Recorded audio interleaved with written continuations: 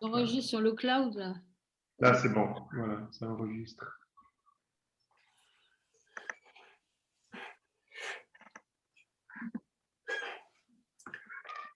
Voilà. Donc, en trois grandes phases dans la démarche qu'on a proposée. Une première phase plutôt d'analyse réflexive des pratiques existantes, visant à établir une sorte d'état des lieux du fonctionnement, des préoccupations, des problématiques rencontrées. Une phase d'expérimentation à partir d'axes de travail construits par ce croisement d'apports conceptuels éco-ergo. Et ensuite, c'était l'idée aussi de mener des expérimentations plus sur le long terme, avec aussi l'idée de faire évoluer des pratiques et de créer des liens avec l'espace plus institutionnel. Donc ça, c'était un peu formel dans ce qui était prévu initialement. En réalité, dans le déroulement réel, ça a été surtout un espace un peu de discussion au cas par cas où chaque séance, on a fait une introduction un peu transversale et ensuite, chaque séance, on a essayé de traiter des problématiques un peu conceptuelles à partir aussi d'une illustration et d'une intervention, d'une mini-intervention et donc avec de la matière aussi issue du terrain de l'une ou l'autre des associations qui participaient. Donc aussi avec des travaux intercession où nous, on a fait un travail d'enquête sur le terrain dans plusieurs associations. Et donc, c'est aussi à partir de ces enquêtes sur le terrain qu'on a pu constituer du matériau dont je vous présenterai quelques exemples tout à l'heure. Déjà, peut-être quelques éléments dans le cadrage de ce qu'on a proposé comme positionnement. L'idée, c'était de mobiliser le référentiel de l'EFC pour interpréter les débats, les difficultés vécues actuellement dans le milieu associatif et dans le mouvement GEP, et notamment en mobilisant l'idée de la logique industrielle pour pointer le risque, en fait, d'une tendance d'aller vers une forme de standardisation des actions, des financements, à travers soit la logique de l'appel à projet, du financement sur projet, ou alors on peut à l'opposé la logique qui se développe en alternative, qui est plutôt l'offre de services avec la vente de prestations pour compenser la baisse des subventions. Donc là, c'était pointer un peu le risque en fait d'un encapsulement un peu de standardisation dans la manière de penser le travail et derrière les enjeux financiers. Et donc en posant la dynamique servicielle de la coopération comme manière un peu alternative de penser les choses et d'ouvrir une nouvelle perspective. Le deuxième point, qui est très lié à ce premier point, c'était aussi l'idée que pour aborder les questions financières, il fallait faire un détour par la question du modèle économique et donc une analyse réflexive du modèle économique de la structure et avec l'idée que les problèmes financiers ne se règlent pas par du financier comme ça immédiatement, mais que ça demande de reposer plus globalement la question du modèle éco. Les hypothèses qu'on a formulées qui ont guidé le travail, la première, c'était l'idée que le changement de modèle économique relève d'un travail.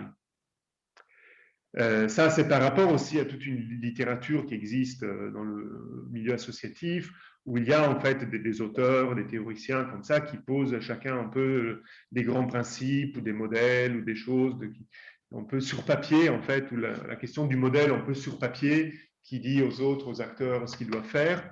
Nous, ce qu'on a posé comme ça, comme choix aussi vis-à-vis des autres équipes de chercheurs qui participaient, c'était l'idée de prendre la question du modèle économique d'un point de vue très opérationnel. C'est que le changement de modèle économique relève de changements dans le travail et plus spécifiquement dans le travail de direction. Et que c'est la fonction de direction qui assume ce travail de pilotage, d'animation du modèle économique et donc aussi d'accompagnement d'une transition et d'une évolution dans le modèle économique. D'où la nécessité, du coup, de mettre au centre de la question du modèle économique la question du travail de direction.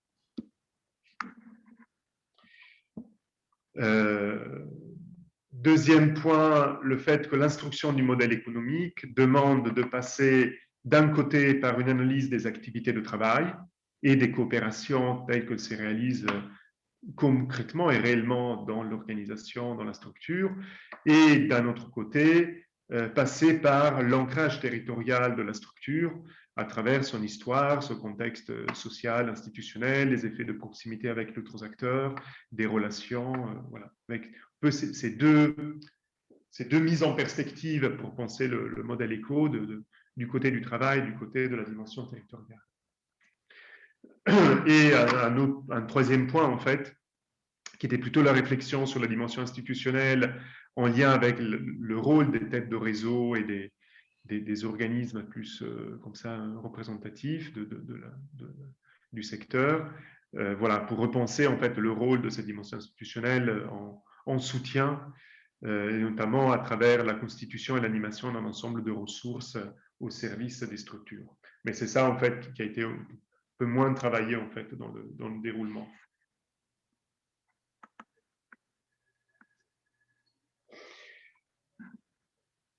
Pour nous, cette intervention, ça a été aussi une occasion d'articuler et de mettre à l'épreuve une double lecture. D'un côté, l'ergonomie comme référentiel pour penser l'analyse du travail à partir de l'écart prescrit réel, et d'autre part, la lecture plus éco qui pose en fait un référentiel de modèle économique à partir de différents registres. Donc, ce qu'on a essayé de faire avec Romain, c'était de commencer à construire en fait une articulation et un cadre d'analyse intégré, pluridisciplinaire, pour tenir en fait ces deux dimensions. Deuxième point de réflexion, c'est qu'il y avait besoin aussi de poser un modèle du travail du dirigeant. C'est-à-dire que c'est compliqué en fait de faire l'analyse du travail du dirigeant parce qu'on ne sait pas très bien quel est le référentiel de référence, en fait.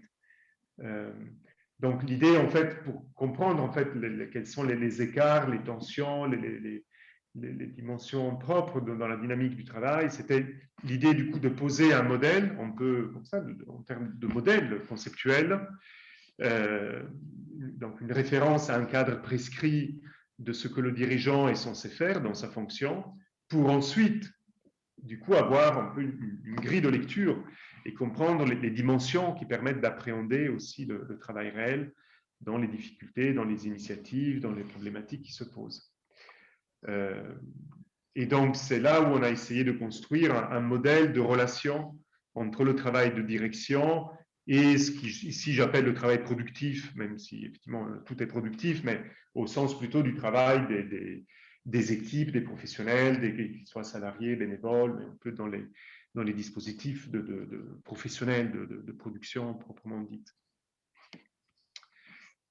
Troisième chose, l'idée d'un besoin aussi de construire un rapport au travail, d'abord par l'expérience. Et ça renvoie un peu, ça fait écho à ce qu'on discutait ce matin, que si on y va trop vite uniquement avec des concepts, derrière, on se trouve confronté à des limites d'appropriation, où ça ne parle pas, où les gens ils utilisent des mots, mais sans vraiment sentir ce que ça a fait en termes plus opérationnels.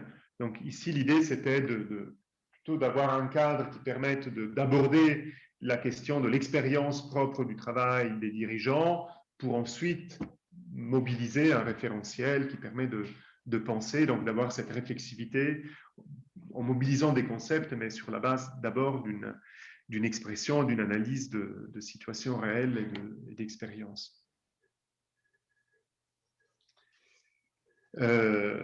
Alors, là, de manière très synthétique, en fait, voilà, juste pour vous montrer un peu la manière dont on a pensé l'intégration des deux dimensions. Donc, grosso modo, du côté du modèle du travail, c'est la question de l'écart prescrit réel.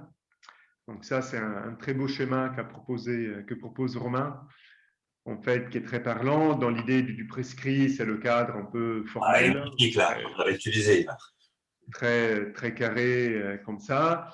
Et d'autre part, la question de l'activité réelle, du travail réel, qui, c'est un peu la patate, le patatoïde, qui déborde parfois, qui ne fait pas d'autres endroits, qui fait plus, qui fait Moins moins. élégant, visiblement. Et donc ça permet effectivement de rendre graphiquement très bien la chose. Et donc, d'un côté, c'était l'idée du modèle du travail avec cette notion d'écart, et d'autre part, la question du modèle économique posé à partir de différents registres. Donc ici, on était à l'époque, on mobilisait encore pas mal les 4 briques avant de passer au camembert en 6 tranches. Donc ça, c'est ce qu'on avait un peu, ce qu'on mobilisait à l'époque comme la dimension statique du modèle éco, mais qu'on avait proposé de mettre plutôt en dynamique. Et donc, on avait proposé ce schéma, en fait, avec l'idée que le point de départ, c'est une interrogation sur les dimensions de la valeur, en termes de visée, de valeur souhaitée, en termes d'effets utiles réels, d'externalités indirectes. Une fois qu'on a posé les enjeux de valeur, on pose la question des ressources nécessaires pour atteindre et pour réaliser cette valeur, avec l'accent surtout sur la question des ressources immatérielles, d'autant plus dans ces métiers-là, qui sont beaucoup des métiers de l'intervention sociale, de l'éducation, des choses comme ça. Voilà. Et ensuite seulement, une fois qu'on a posé les questions de valeur, une fois qu'on a posé la question des ressources et des moyens nécessaires, on pose les enjeux de financement. Donc ça, c'était un peu pour cette idée de mettre à distance, de médiatiser les questions de financement, de ne pas les prendre en premier, mais de les prendre plutôt au service d'une dynamique de création de valeur et de mobilisation de ressources. Et donc le financement, du coup, qui reboucle avec les enjeux de valeur et avec une centralité importante de la notion de gouvernance, c'est-à-dire avec cette idée que cette dynamique, en fait, la manière de mettre en circulation la réflexion entre ces 3 polarités de questions, c'est ça qui relève de la gouvernance. Et dans le milieu associatif, derrière la gouvernance, c'était à la fois le rôle de la fonction de direction et en lien aussi avec les administrateurs, mais en insistant aussi sur l'enjeu de la fonction de direction dans sa capacité aussi à nourrir et à acculturer les administrateurs sur les enjeux du modèle économique. Voilà, pour éviter d'avoir uniquement une direction comme ça de mise en œuvre du projet politique, mais quelque chose qui permet aussi d'alimenter les administrateurs dans une compréhension des enjeux économiques. Et donc, c'est du coup ce qui a abouti progressivement aussi à poser la centralité de la question de l'évaluation, du dispositif d'évaluation pour piloter tout ça, soutenu par une doctrine partagée nécessaire qui permet du coup d'avoir une orientation cohérente de l'ensemble des acteurs. Donc, c'est un peu l'intégration de ça. Bon, voilà, qui a été mobilisé au début. Après, on verra comment les choses s'intègrent. Mais donc, c'est un peu avec ce double filtre qu'on est allé, surtout, on peut instruire en fait la discussion. Donc là, ce que je vous montre, en fait, c'est un peu deux illustrations des enseignements que ça a permis d'apporter l'analyse des situations de travail. Si vous voulez, là, avec un peu l'innovation de ce qu'on a essayé de tenter, c'était à côté des temps collectifs en groupe de dirigeants, d'intercaler ça avec des visites sur le terrain et avec dans un dispositif d'analyse du travail. Donc, pas uniquement de paroles, pas uniquement d'interviews, de groupes de pairs, de paroles, mais directement d'analyse du travail, en fait. D'aller voir, observer, analyser dans les situations réelles pour pas en rester uniquement au filtre de la parole, mais pour avoir aussi un accès direct aux situations de travail, donc mobiliser aussi un travail d'enquête des situations de travail. On pourra revenir, mais je pense que du coup, cette distinction, elle est assez importante, je pense, aussi dans la manière dont on mobilise entre nous la question de l'analyse du travail dans différents dispositifs et la question de passer par la parole des personnes n'épuise pas voilà, les choses et pose aussi plein de limites. Donc là, je vous donne comme ça 2 exemples en fait de ce que ça a permis de ramasser. Premier exemple, on est dans le centre social de Vitré, qui est créé en 80, qui est très lié à la ville parce que en fait, c'est intégré en fait à la collectivité, avec tout un historique très fort en plus par rapport aussi à la collectivité, à la politique municipale, avec une politique économique et sociale très, très intéressante. Donc, c'est porté de manière politique très fort, avec des valeurs très fortes du côté du centre social.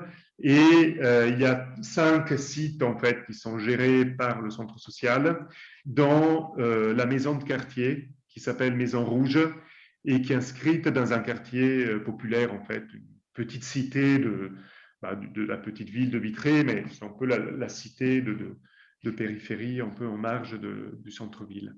C'est Vitré en Ille-et-Vilaine? Ouais, c'est ça, oui. Ouais.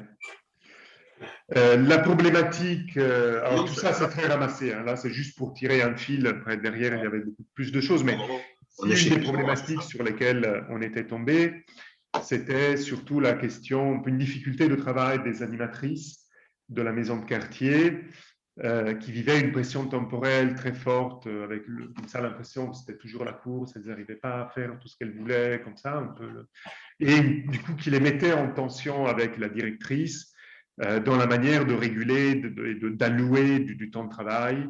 Et c'était un peu une tension comme ça, un conflit. Elles considérant qu'elles n'avaient pas suffisamment de temps et la directrice qui donnait le temps qu'elle pouvait mettre. Voilà. Donc, plutôt une tension de travail autour de la question du temps.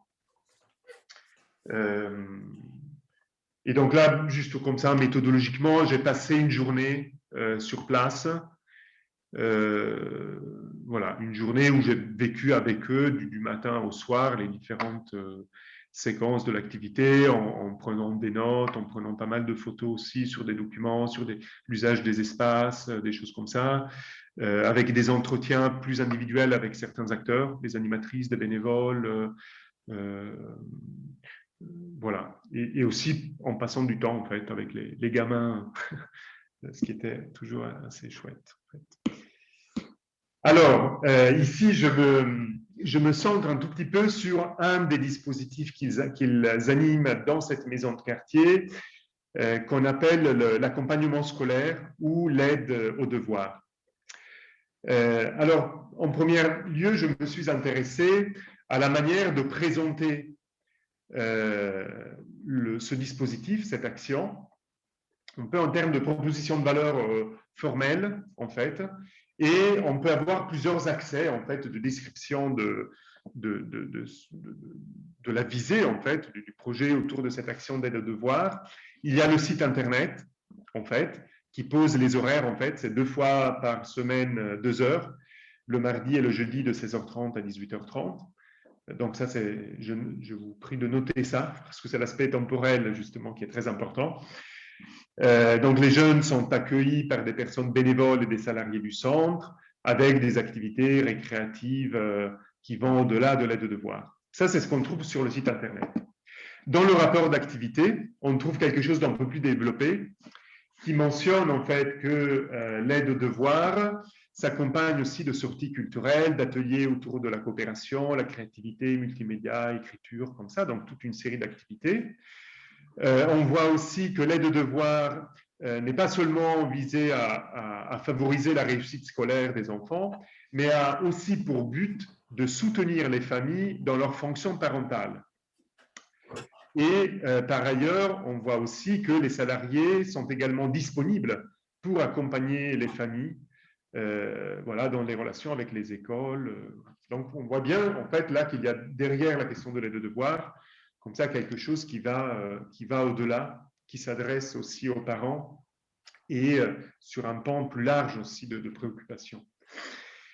Quand on regarde une vidéo réalisée en interne pour promouvoir ce dispositif, on voit qu'il y a l'accueil de 38 enfants, avec les activités qui sont décrites, c'est l'accomplissement des devoirs plus des activités récréatives, avec des objectifs qui sont mentionnés par l'animatrice, la réussite scolaire, le soutien à la fonction parentale, et elle ajoute aussi l'autonomie et l'épanouissement des enfants.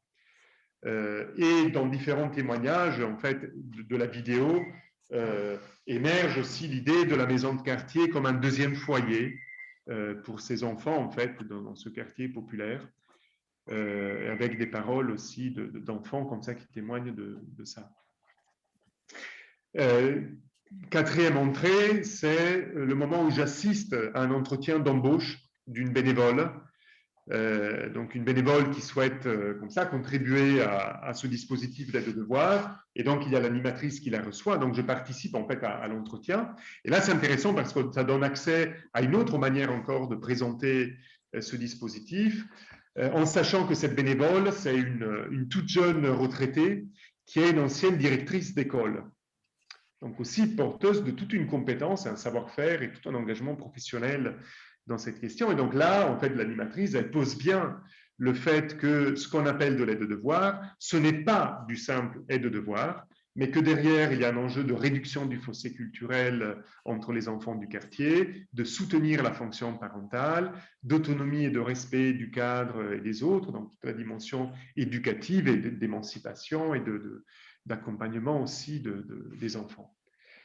Donc, vous voyez déjà, rien que sur le plan formel, en fait, comment il y a toute une diversité de présentation de la proposition de valeur, on peut dire, et dans des périmètres aussi variables, avec une dénomination très centrée sur la question de l'aide-devoir, alors que derrière ce qui est visé, ce sont des enjeux bien plus amples. Une autre manière de formaliser en fait ce qui se déroule dans la réalité. Donc peut-être, voilà, donc là j'assiste déjà à cet entretien. Et ce qui est intéressant aussi l'après-midi, au moment où je suis là, il y a aussi la réunion mensuelle du collectif de bénévoles. Donc il y a au total, c'est une trentaine de bénévoles. Et donc là, c'est une réunion où il y a au moins une vingtaine de bénévoles qui, à tour de rôle, participent à l'animation de ces 2 fois 2 heures par semaine. Et donc, il y a une réunion mensuelle. Et c'est très intéressant, en fait, cette réunion mensuelle. Et là, on rentre déjà un peu dans la question du travail réel, notamment au regard de ses ambitions. C'est-à-dire que le travail réel n'est pas simplement l'aide-devoir, mais c'est bien de tenir toutes ces dimensions. Et donc, la réunion avec les bénévoles, c'est un espace très intéressant où, en fait, il y a une revue des enfants. Ils passent, en fait, ils ont la liste de l'ensemble des enfants et ils passent en revue enfant par enfant. Et chaque bénévole donne son point de vue sur son appréciation de l'état de l'enfant, mais aussi des informations sur la famille, sur tel enfant qui a pris du poids. Ah oui, je sais, en fait, donc l'autre il rebondit, oui, je sais, en fait, que son papa, il vient de perdre son emploi, machin. Un autre qui rebondit en disant, oui, ouais, je sais, parce que par ailleurs, moi-même, je suis inscrit au secours catholique du coin et on a été sollicité pour apporter de l'aide, machin. Donc, en fait, autour de cette réunion des bénévoles, ils tiennent en fait tout cet ensemble d'enjeux où on voit bien qu'au-delà des enfants, en fait, ce sont bien les foyers et la famille qui est visée en fait, et avec cette échelle territoriale très forte. Hein. Ça, c'était une entrée comme ça de cette réunion des bénévoles qui donne accès à tout un tas de ressources qui sont mobilisées grâce à la connaissance des bénévoles, à tout un tas d'informations partagées et aussi à la possibilité de mobiliser d'autres acteurs pour donner de l'aide, pour venir en soutien, sur tout un tas de dimensions, hein, de l'alimentation, le logement, l'emploi des parents, la question scolaire des enfants. Voilà. Une autre entrée intéressante sur le travail, c'est quand je regarde la liste des enfants, même dans la réunion en fait, parce que c'est dans la réunion où je remarque qu'il y a beaucoup de frères et sœurs. Et donc après je regarde la liste et en fait il y a beaucoup de frères et sœurs, parfois jusqu'à 3 en fait. Et donc je demande à l'animatrice comment ça se fait qu'il y a autant de frères et sœurs, si c'est par hasard ou si c'est un choix comme ça, et pourquoi en fait mettre ensemble plusieurs frères et sœurs plutôt que de maximiser, si derrière l'enjeu c'est de toucher des familles, plutôt de maximiser, prendre juste un enfant par famille, ce qui est déjà bien et qui permet aussi de toucher un nombre plus important de familles. Et donc là, c'est l'animatrice en fait qui m'explicite un choix stratégique en fait qu'elles ont développé en fait, qui est justement le fait de privilégier des fratries. Et donc, quand elles ont des demandes, elles privilégient le fait de prendre plusieurs, quand il y a un foyer avec plusieurs enfants et avec la demande de plusieurs enfants, en fait, de favoriser l'accueil des fratries parce que ça permet justement de potentialiser, de développer leur capacité de toucher les parents à travers une action sur les enfants. Et donc, elle dit, si on prend juste sur une fratrie de 3, si on prend juste le tout petit dernier, le 1, en fait, on perd. On essaie d'agir sur lui, mais derrière, ça va être en contradiction avec les 2 autres frères qui vont donner le mauvais exemple ou qui vont faire d'autres activités comme ça. Hein. Donc, il y a toute une construction d'un arbitrage très professionnel, en fait, construit dans le Des effets d'intégration, en fait. Comment ? Des effets d'intégration. Absolument, complètement. Et avec l'idée, en fait, de concentrer les efforts, mais dans cette idée aussi que les enfants, c'est l'effet levier pour toucher les parents. Et donc, quand on arrive avec une fratrie de 3 à bien encadrer les 3, derrière, ça va avoir un vrai effet, en fait, sur les parents en termes de posture éducative et de démarche d'accompagnement. Voilà, donc vous voyez, donc c'est ça, en fait, qu'on arrive aussi à choper en allant voir, en fait, et à partir des découvertes qu'on peut faire en situation. Parmi les enseignements, donc j'avais formalisé, en fait, cette planche avec l'idée, du coup, de comprendre, en fait, quelle est cette tension entre la question de l'aide-devoir et la finalité réelle. Alors, ce qu'on voit, en fait, c'est que la visée politique du côté du centre social, de la maison de quartier, des animatrices, c'est une orientation socio-éducative. C'est-à-dire, c'est le fait d'encourager l'autonomie des enfants, de la soutenir, de soulager les parents vis-à-vis de la question de l'école avec laquelle ils peuvent être en difficulté, de favoriser la mixité sociale, et avec tout l'ensemble d'enjeux que je mentionnais tout à l'heure. Donc, il y a cette orientation forte, sociale et éducative, hein, et avec comme cible les familles. Alors qu'enfin, ça c'est ce que porte le centre social, en fait, dans sa proposition de valeur. En face, en fait, les familles, leurs demandes spontanées, premières, et leurs attentes, c'est surtout, en fait, une orientation très scolaire. C'est surtout la question de la réussite scolaire. La préoccupation des parents, c'est la réussite scolaire des enfants. C'est surtout ça, en fait, qui les anime eux-mêmes. Et donc, l'aide-devoir, c'est ça qu'ils attendent, en fait.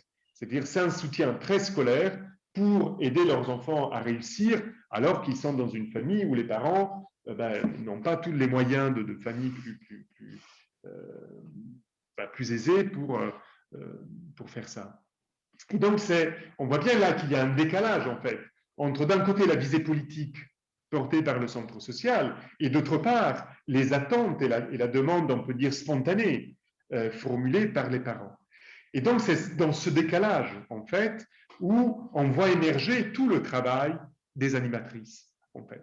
Et le travail des animatrices consiste, dans l'opérationnalité des choses, à tenir ensemble et à articuler, en fait, ces 2 polarités. D'un côté, le projet politique du centre social et de leur propre travail, et d'autre part, les modalités qui permettent de créer l'accroche sociale et éducative vis-à-vis des parents pour pouvoir accueillir les enfants. Et donc, c'est ça qui pose, en fait, le travail avec sa nature de type très, très relationnel, en fait. Donc, vous voyez, quelque chose sur le papier, c'est de l'aide-devoir. En réalité, ce n'est pas du tout de l'aide-devoir. Le travail des animatrices consiste à gérer la dimension relationnelle avec, d'un côté, une proposition qui est la visée politique de l'émancipation, de l'épanouissement, du soutien à la fonction parentale, alors qu'en face, en fait, les attentes sont un peu en décalage par rapport à ça. Voilà. Donc, c'est cette articulation, en fait, qui fait en propre le travail des animatrices. Et donc, on voit, en fait, que l'aide-devoir, et même le fait de le désigner ainsi, est un support nécessaire, hein, pour faire autre chose. C'est-à-dire qu'il faut passer par l'aide-devoir pour arriver à réaliser petit à petit, à mettre en œuvre, en fait, la proposition de valeur réelle du centre social. qui est celui effectivement d'un accompagnement social de toute une communauté de familles à l'échelle du quartier. Et donc derrière le contenu du travail réel, en fait, consiste à travailler cette tension entre ces deux polarités pour réaliser la visée auprès des familles, auprès des bénévoles, auprès des collègues et donc auprès de toute une communauté de bénéficiaires et aussi de contributeurs. Et parfois même avec aussi une ligne un peu, une zone grise entre ceux qui sont les bénéficiaires et ceux qui sont les bénévoles, parce que parmi, par exemple, la communauté des bénévoles, il y a un ancien prof qui a fait un burn-out, qui a été longtemps en dépression isolé chez lui, et le fait de se réengager par une activité bénévole pour animer l'aide aux devoirs, vous voyez, il est à la fois bénévole, mais à la fois c'est lui-même en fait qui est bénéficiaire de cet espace collectif qui lui permet en fait de sortir de sa dépression, de son isolement et de se remettre un peu dans une situation de travail utile et on peut socialiser avec d'autres. Donc, les enseignements comme ça qu'on a mis en évidence à partir de ça, du coup, c'est ce questionnement sur le rapport entre, d'un côté, la visée de l'action, avec cette visée d'un accompagnement social éducatif auprès de toute une communauté de familles du quartier, en prenant en charge tout un ensemble de difficultés éducatives, alimentaires, d'emploi, de logement, de relations conjugales, de violences conjugales, ou de divorce, de séparation, de précarité financière. Donc, c'est tout ça, en fait, qui se discute. C'est tout ça, en fait, qu'elle cherche à prendre en charge, en mobilisant tout un tas de ressources déjà liées au professionnalisme et à l'engagement très fort des animatrices qui portent, en fait, en elles cette visée-là, les compétences et l'engagement et toute cette relation territoriale du groupe de bénévoles, et au-delà, toute une dynamique de ressources immatérielles, comme ça, très, très riche, en fait, qui donne une extraordinaire richesse à ce dispositif. Voilà. Et on voit, en fait, le décalage entre ça et de notre part la manière dont tout cela est pensé du point de vue de l'organisation formelle, en fait, où formellement sur papier, c'est 2 heures, 2 fois 2 heures hebdomadaires, plus des temps marginaux de régulation, comme ça, de réunions, des trucs comme ça, ou des sorties pour faire des achats, machin, et qui sert aussi de base pour construire le financement de l'action, qui est essentiellement un financement par une subvention de la CAF, très fléché en fait sur les salaires au prorata des deux animatrices sur les 4 heures hebdomadaires. Et avec tous ces temps de régulation qui sont pris en charge en fait en autofinancement. Voilà. Et donc là, vous voyez, ça, du coup, ça permet de revenir en fait à la problématique initiale qui était une problématique forte sur la pression temporelle, la tension temporelle et un malentendu entre les animatrices engagées dans tout ce travail d'une grande richesse et la directrice, et elle, à distance, n'ayant accès à ce dispositif de l'aide aux devoirs que par le papier, qui parle d'aide aux devoirs 2 fois 2 heures par semaine, qu'on équilibre avec un budget CAF tous les ans renouvelé. Voilà. Donc avec ce décalage aussi de conscience, de compréhension du contenu du travail, et donc de la dynamique économique réelle. Voilà. Deuxième vignette. Ici, on était ensemble avec Romain sur le terrain. C'est une radio, donc Syllab. C'est une radio associative universitaire qui est installée à Rennes 2, dans l'université, dans le campus de Rennes 2, qui regroupe 130 adhérents bénévoles, quasiment tous qui sont aussi contributeurs d'une façon ou d'une autre, dans l'animation, dans la technique, dans des aspects plus rédactionnels ou techniques de montage ou comme ça. Et c'est une association qui est essentiellement financée par l'université.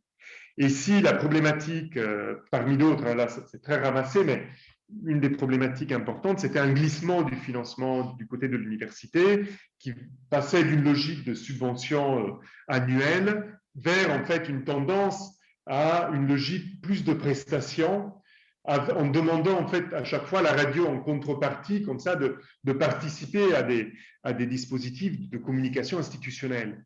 Donc, ce n'était plus un principe de subvention d'une activité propre, mais c'était un peu le truc de prestation, vous nous faites une émission sur tel sujet, et voilà, c'est comme ça qu'on...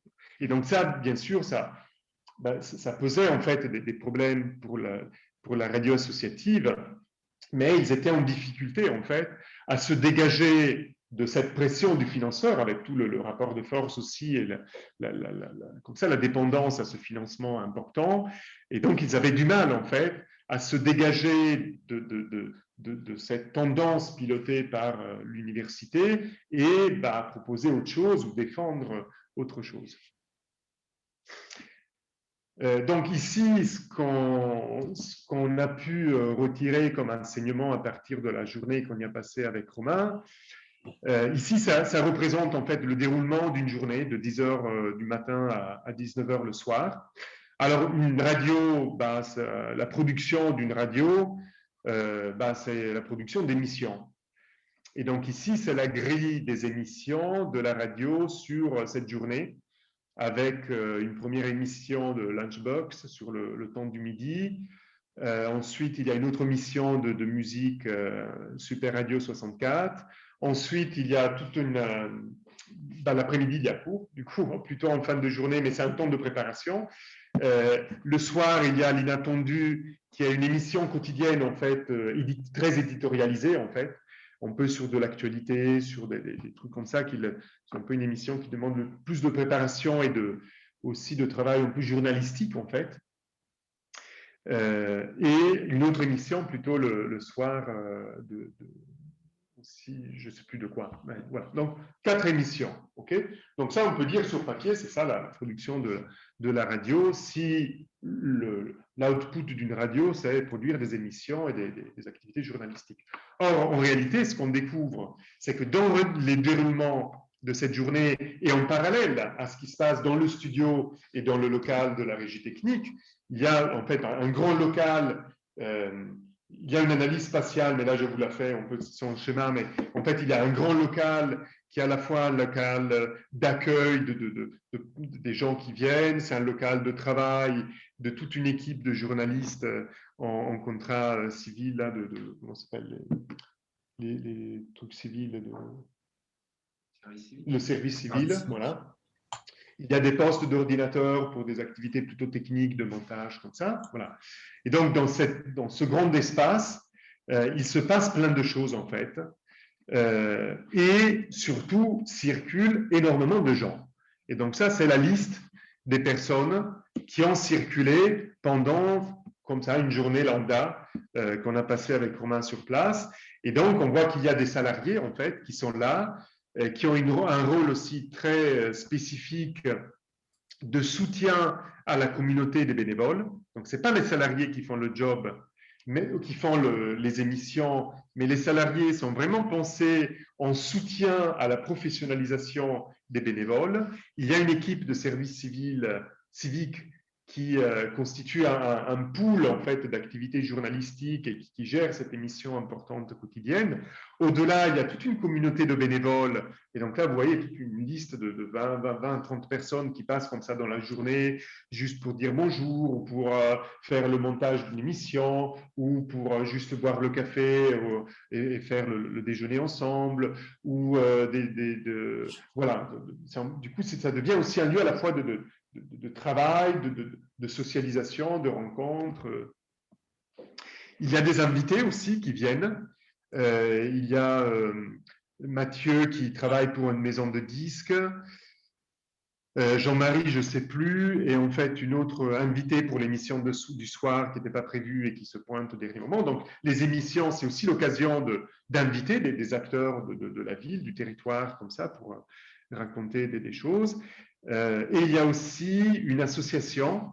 En fait, c'est deux filles d'une association qui souhaite de l'université, c'est des trucs de coopération internationale entre des étudiants qui organisent des échanges, des voyages entre pays d'étudiants. Et donc, ils souhaiteraient en fait monter une émission pour raconter des témoignages d'étudiants qui ont voyagé dans d'autres universités comme ça. Et donc, il y a tout un temps de brief entre le rédacteur en chef principal, salarié, qui a ce rôle en fait de professionnalisation, et ces jeunes qui viennent pour construire le cadre de l'engagement bénévole de ces de ces personnes de l'assaut dans la manière de mener une émission. Et donc, là, j'avais analysé, il y a toute une stratégie, en fait, dans la manière de briefer pour à la fois encourager, mettre en évidence aussi les exigences et l'effort que ça va demander, poser certaines consignes qui permettent tout de suite de tester la capacité des personnes à se mobiliser et à réaliser comme ça ce qu'elles souhaitent faire. Donc, une stratégie très intéressante. Voilà. Donc, vous voyez toute la communauté d'acteurs que ça englobe, avec tout un tas en fait, d'enjeux de rencontres, d'invités, de valorisation, d'actions territoriales par des invités, enfin, voilà. Enfin, surtout avec cet enjeu de professionnalisation et d'animation en fait, de toute une communauté d'étudiants. Une autre entrée intéressante, ça a été à un moment où j'accompagne un responsable technique, il doit aller préparer une émission parce que depuis quelque temps, ils ont monté ce qu'on appelle des C-Live. Ce sont des concerts en direct avec des groupes qui viennent faire un concert et le concert, il est filmé. Donc là, ce n'est pas uniquement une radio, du coup, qui passe par le son, mais il y a aussi des lives et donc des concerts. Et pour monter ces lives qui sont filmés, il y a tout un jeu de coopération en fait, construite et pilotée par la radio, CELAB, et en particulier par ce chef de projet, ce chef de production presque,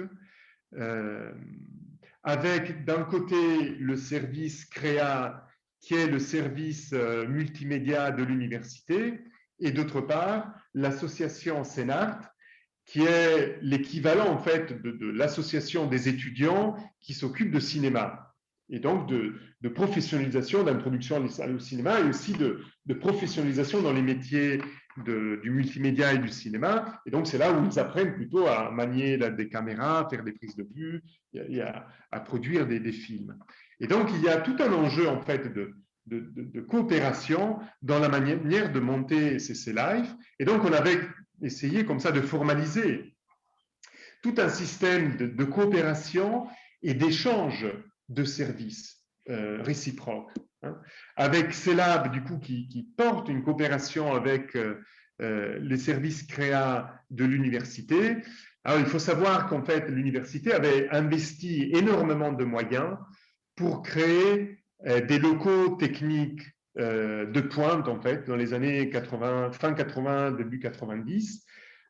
Donc il y avait un studio, plusieurs studios, en fait un grand studio d'enregistrement avec des locaux techniques, avec plein de matos aussi, des équipements, des de mixage, d'enregistrement, des micros, des enceintes, enfin, vraiment toute une infrastructure et des équipements très pro qui avaient été achetés à une époque dans les années 90 où l'université disposait en fait des ressources financières pour utiliser ce matériau. Donc produire en fait des supports audiovisuels pour l'université. Or, il se trouve que depuis les années 2000 et puis plus récemment encore avec toutes les restrictions budgétaires, en fait, le service CREA n'a plus la main-d'œuvre, n'a plus le personnel suffisant, l'effectif suffisant et les compétences suffisantes pour continuer à utiliser ce matériau et à produire ça. Et donc, en fait, il se retrouve avec énormément de matos et de locaux encore comme ça, de matériel très pro, en fait, mais inutilisés. Et en fait, le problème des équipements électroniques, c'est que moins on les utilise et plus ils se dégradent, en fait. Et donc, il y a aussi un enjeu de les allumer de temps en temps et de les faire tourner, aussi pour éviter une dégradation qui ferait qu'il faut les jeter. Et donc là, ils sont arrivés de manière très informelle et très tacite, en fait, à construire un échange de services entre le fait, en fait, que l'université met à disposition ses locaux et ses équipements qui sont utilisés pour faire les concerts live dans les locaux de l'université, avec tout ce matos de tables de mixage, de micros, de locaux.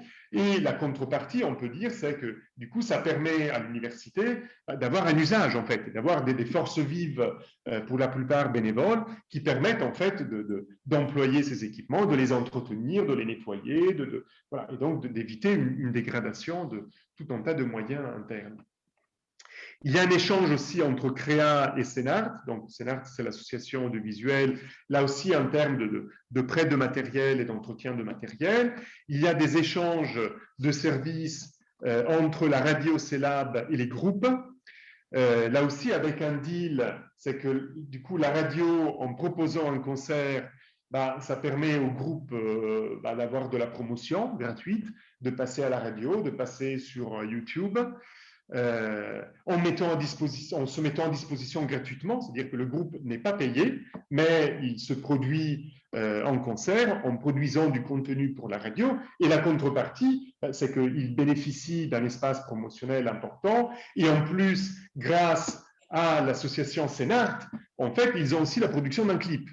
Et pour tout un tas de jeunes groupes de musique rennais, de la scène un peu alternative, un peu comme ça émergente, en fait, c'est des jeunes sans moyens. Et le fait d'avoir un bon enregistrement, voire même un bon clip comme ça chouette, c'est énorme en fait.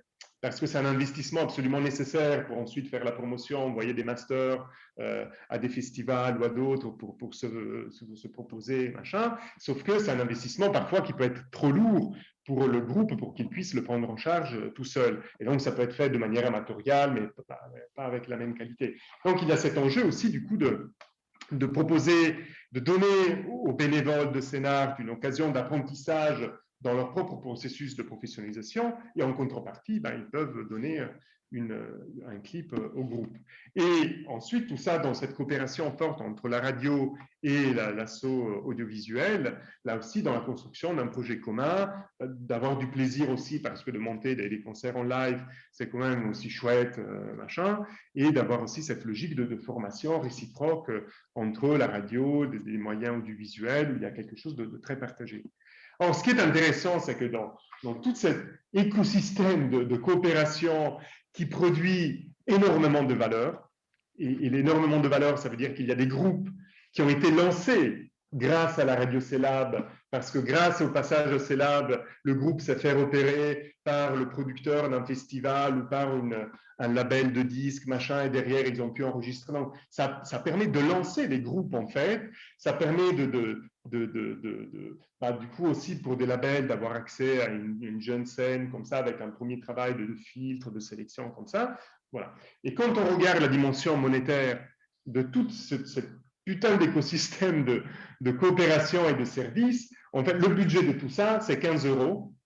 15 € que le chargé de prod paye pour acheter de quoi faire un taboulet. Et derrière le taboulet, c'est même plutôt un investissement immatériel, parce que le taboulet sert aussi à garantir comme ça un accueil. C'est sympa de partager un repas avant le concert, comme ça permet de tchatcher, de se connaître, c'est convivial, c'est sympa. Voilà. Et donc là, en fait, on voit cet écart important entre tout un périmètre de valeur avec énormément du coup d'externalités positives, des choses comme ça qui se font, qui se sont construites au fil du temps de manière très informelle par tout ce système d'échanges comme ça, très, très futé en fait, très astucieux et très pertinent et très futé. Du côté de l'animation et la professionnalisation de la communauté, de l'association de la radio en tant que telle, mais on voit aussi dans l'animation de tout un réseau d'échanges beaucoup plus large, et y compris à l'échelle territoriale avec des producteurs, des festivals, des labels de disques locaux comme ça, avec tout un tas de ressources mobilisées, avec un rapport très assumé à cette idée de professionnaliser les bénévoles, et à côté de ça, une vision budgétaire sur la base de laquelle se font les négos avec l'université, hyper réduite en fait, et qui ne rend absolument pas compte en fait de toute cette richesse de ce qui se passe dans le travail. Et donc, voilà, c'est ça un peu les deux illustrations. Donc, c'est ça qui nous avait conduit en fait à proposer ce qu'on avait déjà évoqué la dernière fois, cette idée du modèle, la double toupie, c'est-à-dire de penser en fait le modèle économique avec les 4 briques, de les penser en fait à 2 niveaux, c'est-à-dire il y a d'un côté la couche plus formelle de l'offre de services, des ressources matérielles, humaines, budgétées, ou qu'on met dans comme ça un appel à projet, avec des financements formels, avec une forme aussi de gouvernance un peu formelle, statutaire, et de reconnaître en dessous de cette couche du modèle économique formel ce qui relève en fait de la dynamique économique réelle, du côté des intentions politiques, des intentions qui mobilisent aussi l'engagement des personnes, qui créent des ressources immatérielles, avec des formes très différentes de contributions bénévoles, d'engagement, de coopération, d'échange de services,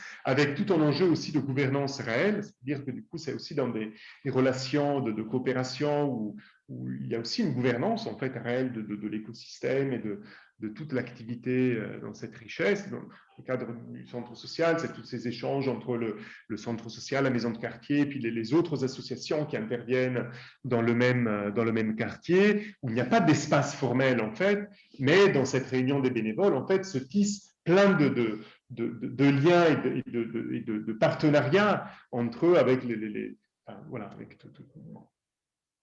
Et la radio associative, un peu ce qu'on a vu. Donc, c'était l'idée, en fait, à un moment, de dissocier, en fait, ces deux échelles, en posant la question du rapport entre les deux.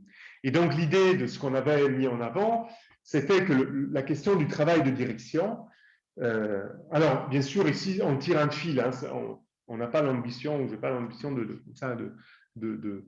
parler de l'entièreté des questions du travail de direction, mais juste pour tenir un fil, en fait, dans ce travail qu'on a proposé, c'est de dire, mais finalement, le contenu du travail de direction consiste à tenir le rapport et la relation entre la dimension formelle de ce qu'on met dans un appel à projet, de la manière dont on conduit une présentation au conseil d'administration, dans la manière dont on conçoit des organisations, des effectifs, des allocations de temps. Donc ça, c'est nécessaire et c'est en propre aussi le rôle et la responsabilité de l'employeur, de la fonction de direction dans son pilotage. Mais en même temps, en parallèle, il y a besoin en fait de ne pas s'enfermer uniquement dans ça, mais d'ouvrir aussi un espace de reconnaissance au regard du travail, qui est aussi un espace de reconnaissance au regard de la dynamique économique réelle qui est à l'œuvre dans le travail réel et dans les coopérations réelles et dans ce qui mobilise, dans ce qui motive les personnes, ce qui fait ressources dans leur engagement, dans leur créativité, dans leur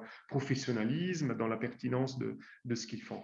Donc c'était cette idée en fait d'intégrer cette question de la reconnaissance du travail comme une dimension en fait nécessaire pour tenir l'attention d'un modèle économique qui est en fait dans cette polarité entre la dimension formelle et la dimension réelle. Voilà. Donc ça, c'est un peu ce qu'on avait construit dans le cadre du dispositif GEP. Et après, c'est des choses qu'on a repris du coup. Là, je passe un peu plus rapidement juste pour vous montrer les petits, après on pourra discuter.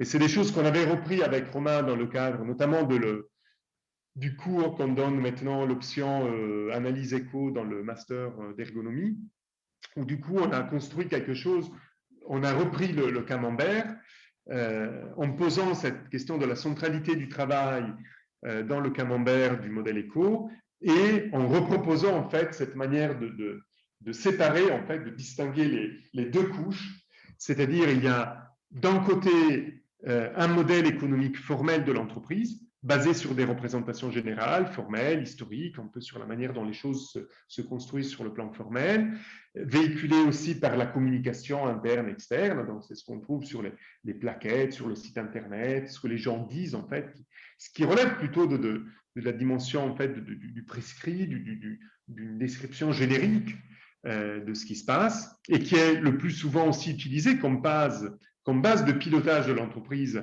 de manière spontanée par le dirigeant, et voilà, de manière séparée en fait, ou à distinguer une autre polarité qui est plutôt le fait d'avoir besoin de reconnaître et de décrire, de reconnaître la dynamique économique réelle de l'entreprise, à construire par une meilleure compréhension du travail réel de chacun, à révéler, faire mieux connaître, notamment par des dispositifs d'évaluation adaptés, et qui peut alors instruire aussi un meilleur pilotage de l'entreprise.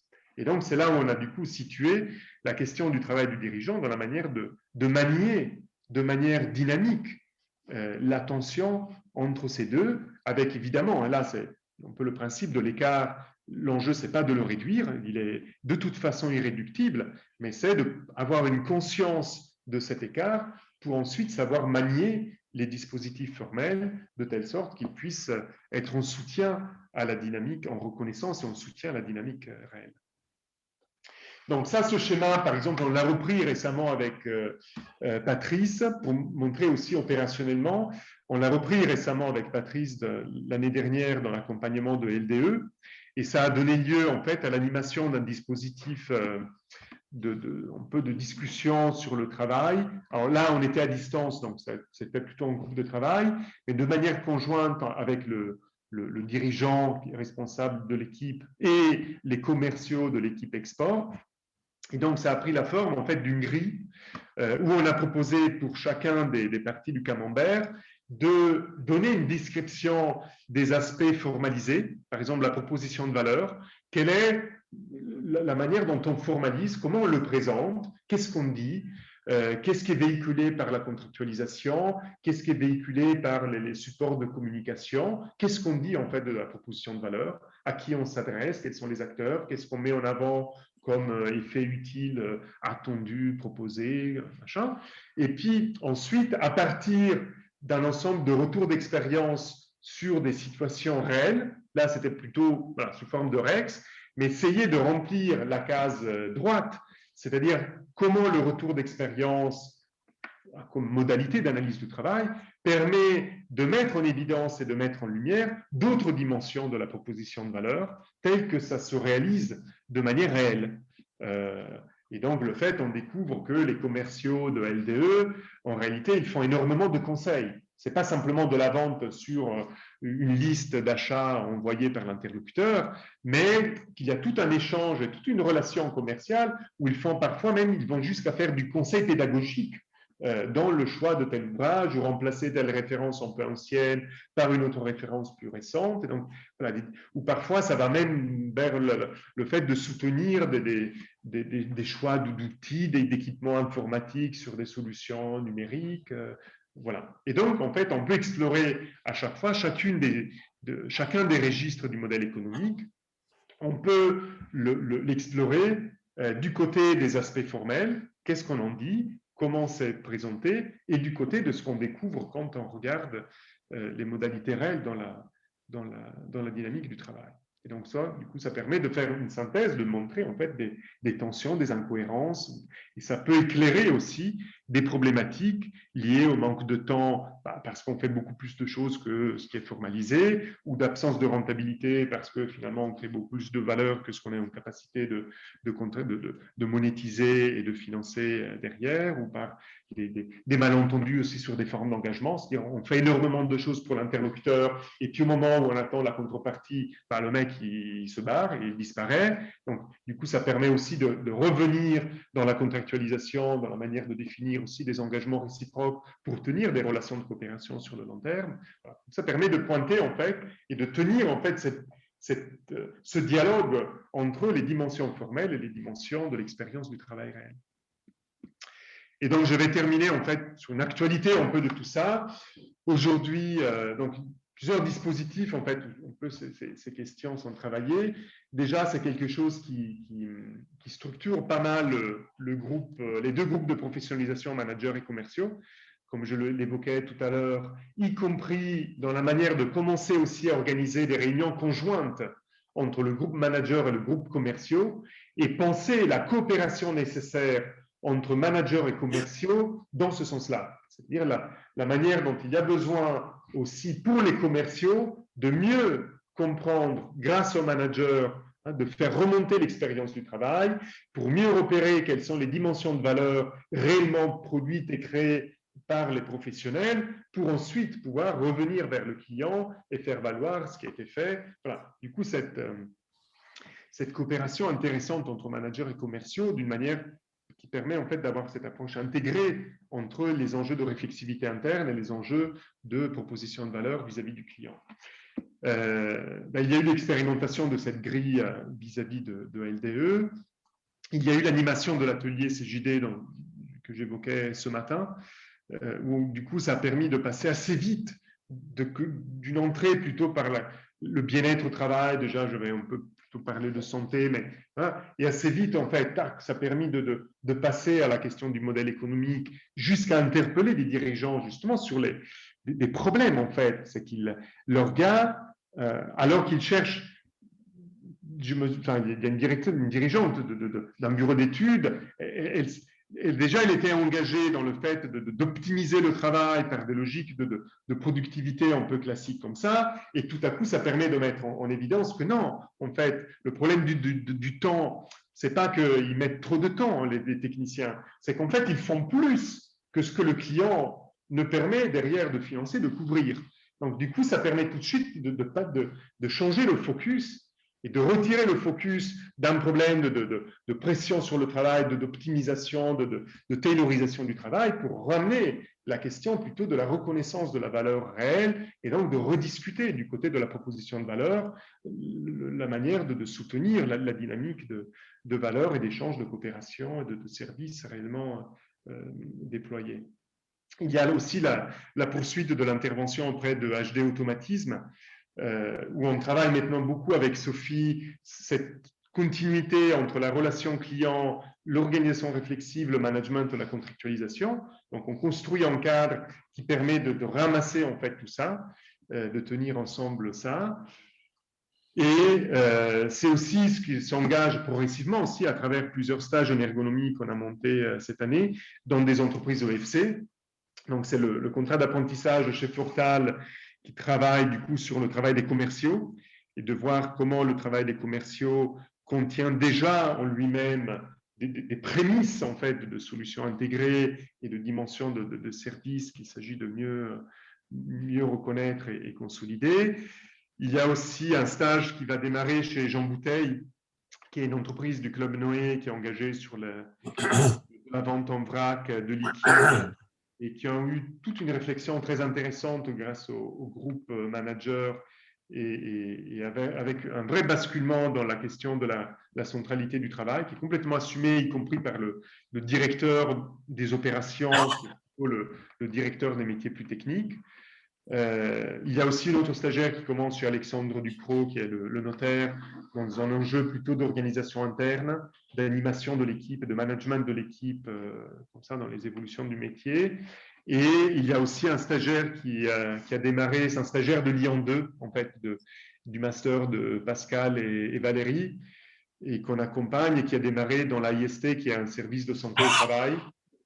Et là aussi, la réflexion, c'est comment arriver à donner un meilleur éclairage sur l'activité réelle des préventeurs en vue, en fait, d'une rediscussion qui va se présenter bientôt avec une nouvelle réforme qui va sortir dans la manière de rediscuter avec les adhérents du côté de la valeur du service rendu aux adhérents.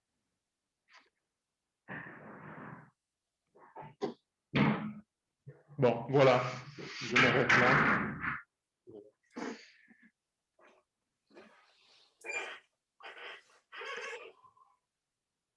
Voilà. Je vous laisse réagir. Beau travail. Hein.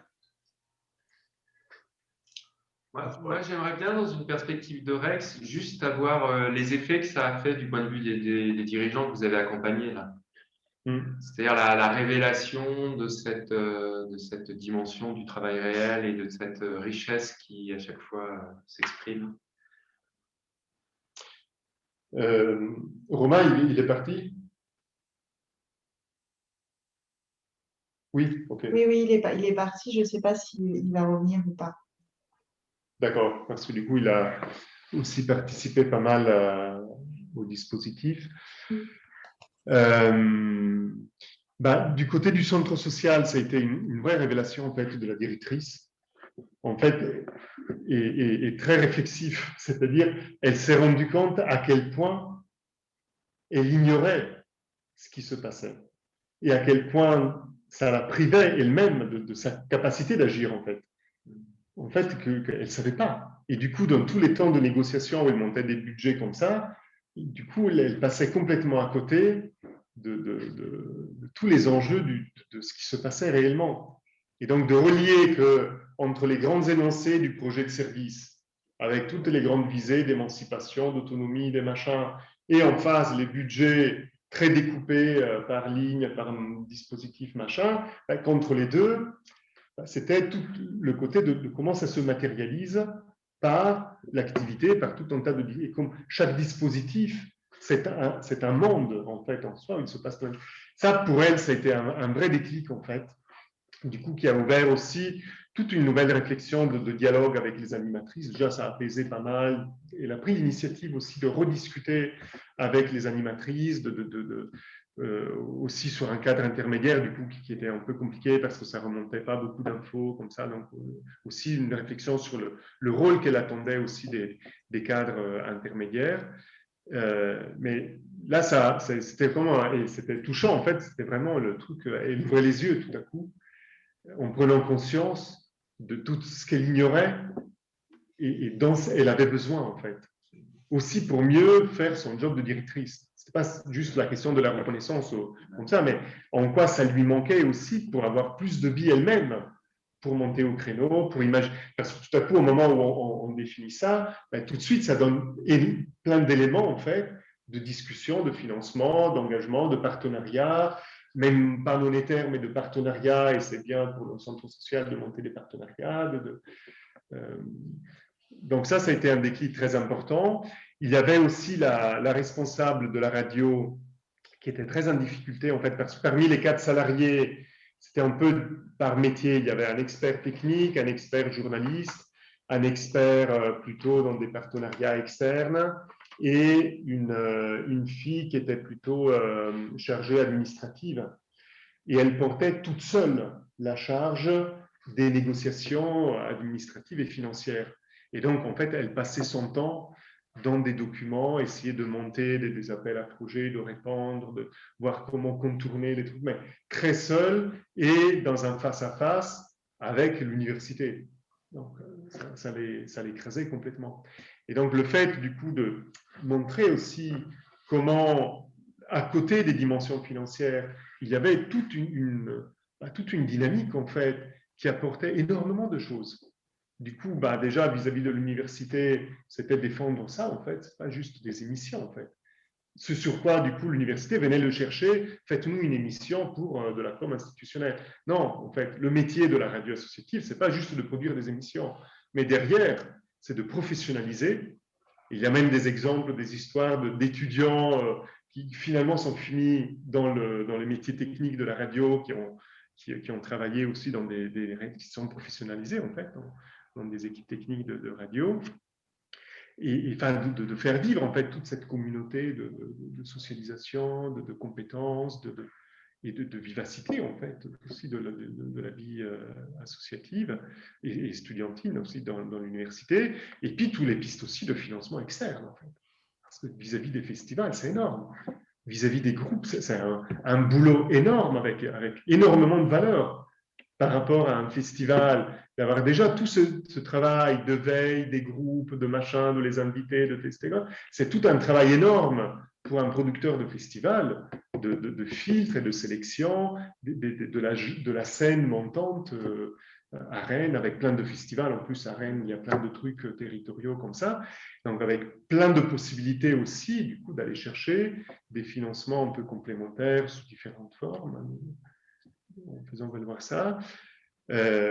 Après, il y avait un autre qui avait bien participé, c'était Jérôme de l'association Tout à Tout, qu'on avait aussi invité l'an dernier dans une conférence à Thémis, qui portait un dispositif de travail social par des supports artistiques. Et lui, il avait déjà une démarche très originale d'évaluation participative, où il crée des événements pour rendre visible tout le travail masqué de l'accompagnement éducatif, du travail des artistes, comme ça. Donc, il crée des grands événements qui, tout à coup, paf, ça, en pleine ville, comme ça. Donc, voilà. Après d'autres mois, il y avait aussi un gars d'un centre, un foyer de jeunes travailleurs aussi. Ça l'avait beaucoup fait réfléchir plutôt sur l'organisation interne, dans le fait qu'il avait revu récemment toute l'organisation interne en silo qui correspondait au dossier de financement. Et donc, en fait, le problème, c'est qu'historiquement, c'était un foyer de jeunes travailleurs. récemment, c'était il y a 2-3 ans, il y avait toute la problématique très actuelle des mineurs non accompagnés. Du coup, avec plein de financements sur les mineurs non accompagnés, il avait embauché plein de gens pour répondre à des appels à projets mineurs accompagnés, mais du coup, ça crée tout un truc complètement à côté et qui pompait même du temps des éducateurs qui étaient là pour accompagner les résidents du foyer. Et en fait, tout était pompé par le dispositif politiquement et financièrement chaud du moment qui était ça. Et du coup, avec une difficulté d'articuler, alors que pour les professionnels, il y avait plein de passerelles à faire, de mise en contact avec des employeurs, d'accompagnement, des choses comme ça. Donc là, c'était plutôt cette réflexion d'éviter le reflet entre le plan de financement et l'organisation en silo interne. Voilà, ça avait quand même fait pas mal de déclics en fait chez plusieurs dirigeants. Je me permets juste, parce que comme je vais être obligé de partir, je voulais juste Ouais. te remercier parce que c'est vraiment très, très clair, très intéressant. Et on sent bien qu'il y a là une manière de rendre pratique et opérant des tas de choses qu'on dit. Je trouve que c'est très, très utile. J'ai juste une remarque. Pour un débat peut-être qu'il faudra qu'on reprenne, c'est l'usage qui est fait dans ta présentation du mot réflexivité, qui est très, très sollicité, mais il me semble dans des sens qui sont très différents. Tu as parlé par exemple d'une analyse réflexive du modèle économique. D'un côté, on parle de la réflexivité au sens de ce que ça fait aux personnes. Alors, à mon avis, je pense que c'est important de ne pas le prendre d'une manière trop générique parce qu'on risque de perdre son intérêt et de ne retenir que le fait que ça a des effets. Je dis ça parce que Christian ce matin soulevait l'idée qu'il lui semblait que le terme s'imposait facilement auprès des interlocuteurs, des managers, à qui ça parle tout de suite, et je pense que c'est juste. Simplement, la question c'est qu'est-ce qu'ils entendent, parce qu'effectivement, le mot réflexivité est passé en gestion aujourd'hui, c'est très très couramment pris. Mais je pense que c'est un peu comme le mot activité avec le gestionnaire, il y a un risque d'ambiguïté. Donc là, c'est l'intérêt qu'on aura, me semble-t-il, à revenir ensemble sur l'usage un peu précis qu'on voudra avoir de ce mot et de la fonction qu'il a, et peut-être faire attention à ne pas l'utiliser partout, ou alors au contraire décider que c'est ça qu'on fait. Et ça m'a frappé. Voilà.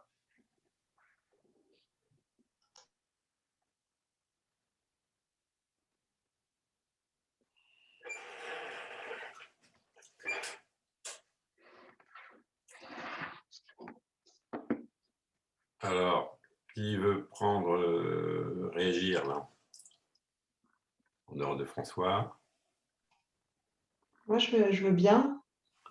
Vas-y, Mélanie. Je ne sais jamais trop comment réagir, donc n'hésitez pas à me dire si c'est hors sujet.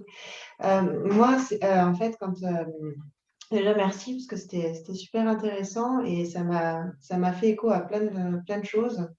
Et la première chose, c'est quand tu as commencé l'explication et ce que vous avez mis en place, en fait, ça m'a un petit peu fait penser au club. C'est-à-dire de se poser la question comment, à un moment donné, on pourrait accompagner en fait, les clubs, parce que je pense qu'il y a un vrai besoin d'accompagnement des clubs au niveau de leur modèle économique, et notamment sur cette logique de travail réel et donc du coup derrière de logique de coopération. Je pense qu'il y a un vrai besoin et je pense qu'il n'y a pas une très bonne connaissance de beaucoup de clubs, je pense, sur ces questions-là, et je crois que ça pourrait être une aide dans le cadre de l'interclub de pouvoir faire ça et de pouvoir un peu plus organiser sur un accompagnement. En tout cas, moi, c'est à ça que ça m'a fait penser en premier. Et je pense vraiment qu'il y a, moi, en tant que club, au départ, en tout cas, on était parti vraiment sur une logique, le premier réflexe, c'est ce qu'on connaissait, donc une logique plus industrielle et avec des financeurs derrière aussi qui attendaient des résultats précis et avec un volume d'entreprises accompagnées ou de projets réalisés. Et donc, ça me faisait vraiment penser à ce que tu disais, aux problématiques en fait, qu'avaient ces associations-là aussi. Et donc, de regarder la différence entre le travail réel et le travail prescrit, et notamment dans le cadre des subventions, ou en tout cas des demandes qui deviennent presque des prestations. je pense qu'il y a un vrai travail aussi qui pourrait beaucoup aider les clubs à trouver, à les accompagner sur leur modèle économique. Ça, c'était la première chose. La seconde chose, c'est qu'effectivement, nous, au niveau du travail réel sur Avignon, moi, c'est quelque chose que je trouve vraiment très intéressant. Et du coup, c'est ce qu'on a essayé de mettre presque comme porte d'entrée sur certains projets, notamment sur des ateliers de sensibilisation des entreprises, avec un travail avec les dirigeants dès le départ pour leur montrer le changement de paradigme, en fait, de les faire travailler sur travail réel, travail prescrit, pour leur montrer la valeur qu'ils font, qui n'est pas ni identifiée généralement, et encore moins valorisée, et pour comme une espèce d'entrée en matière, en fait, dans l'économie de la fonctionnalité et de la coopération, et montrer en quoi le travail peut avoir une action derrière sur le modèle économique et comment il peut aussi le changer, en fait. Et je trouve que du coup, j'en connais pas beaucoup sur le travail réel, mais aussi le travail qu'on fait avec Isovation m'apprend beaucoup. Et il me semble, tu l'as pas cité, je ne sais pas pourquoi, mais il me semble qu'on va aussi beaucoup sur ces logiques de travail réel sur Isovation. Donc voilà, je trouve que c'est vraiment intéressant et ça vaudrait le coup de creuser un peu plus. Et aussi dans la période qu'on vit actuellement, donc avec la crise, ou en tout cas le problème de confinement et donc de la crise économique que vivent les entreprises, je crois que c'est aussi une approche intéressante que d'arriver sur le travail réel, avec aussi les différences de avant la crise, il faisait comme s'il y avait une demande qui était plus ou moins stable. Et donc, il se passait un certain nombre de choses au niveau aussi de leur travail réel prescrit. Et aujourd'hui, avec la crise, ils se rendent encore plus compte que la demande, elle n'est pas stable et qu'ils sont encore plus obligés, en fait, de rentrer dans cette logique d'analyse de leur travail, et ils osent des choses qu'ils ne se permettaient pas avant, en fait. Et ça, dans l'analyse du travail réel, ça se voit. Et du coup, ça, c'est aussi une question qui m'intéresse, et dans le cadre de ce que tu as présenté, avec les outils que tu as présentés, qui m'intéresse beaucoup. Voilà. D'accord. Moi, je veux bien prendre la suite. Ouais. Donc, moi, ce que j'ai trouvé très intéressant là, c'est qu'on voit à l'œuvre justement la spécificité de l'ergonome, c'est-à-dire aussi à la fois tout le métier, l'outillage, entre guillemets, à la fois méthodologique, en particulier méthodologique d'ailleurs. Donc, je trouve que c'est vraiment très intéressant, effectivement, parce que ça va un cran plus loin que ce que pourrait faire un académicien générique, on va dire, et c'est aussi l'enjeu. En particulier, peut-être, moi, ce que je repère là aussi dans les exemples que tu as montrés, c'est effectivement dans des organisations ou dans des institutions où finalement le travail il est peut-être moins cadré, et il s'adresse à tout un ensemble d'acteurs diffus autour des personnes ciblées, et en même temps, ce n'est pas du coup ce qui produit. Donc, je trouve ça très intéressant, parce qu'on là, on voit bien que l'enjeu de repartir du travail pour comprendre la question des effets utiles et du modèle économique. Donc, ça, je trouve ça super intéressant. L'autre point que je note, c'est aussi le côté très concret des restitutions et très accessible. C'est-à-dire que là, on voit bien aussi qu'il y a tout un enjeu pour faire accéder à ces questions-là, qui sont, on l'a vu, des questions compliquées et qui sont en général de moins à la main d'un tout un ensemble de personnes, rendre ça accessible à travers des supports qui sont à la fois légers et pertinents, et qui mettent en évidence des articulations, des notions, etc. Je trouve ça super intéressant, et je trouve qu'on a tout un travail à faire là-dessus aussi, dans le cadre de l'accessibilité de ce qu'on fait, parce que c'est aussi à travers ces médiums-là ou ces médias-là que ça se passe. Et donc, je trouverais ça aussi intéressant qu'on puisse par moment capitaliser ce genre de support, et puis réussir à en rendre compte d'une certaine manière, peut-être ceux qui s'intéressent à ce qu'on fait, parce que parfois, ce mot travail, on voit bien à quel point il est compliqué dans certains univers en particulier. On l'a dit, du côté des personnes qui ont des profils plutôt gestionnaires, des dirigeants d'entreprises qui ont un profil plutôt ingénieur. Donc, je trouve que c'est vraiment très, très important. Voilà. Donc, je trouve que pour ça, c'est une présentation très utile et ça apporte beaucoup à la mise en lien à ce qu'on dit, hein. C'est-à-dire il n'y a pas de changement de modèle économique sans changement de travail et vice-versa. Jacques, continue à tourner. Je veux bien dire un ou deux petits mots. Merci Sandro. Moi, ce que je trouve, ce qui pose question, c'est, enfin, il y a un peu deux choses. C'est quand tu racontais justement les effets que ça produit et l'effet un peu de prise de conscience qu'en fait, un certain nombre de dirigeants ne savaient pas vraiment tout un tas de choses, ou en tout cas n'arrivaient pas à le penser d'une manière qui leur dégageait des leviers d'action. Je trouve ça assez intéressant comment l'analyse du travail peut être un levier qui, à un moment donné, par des formalisations, par une analyse à proprement parler, fondée sur des temps d'enquête, peut aider à soutenir ça. Et je me faisais la réflexion, du coup, de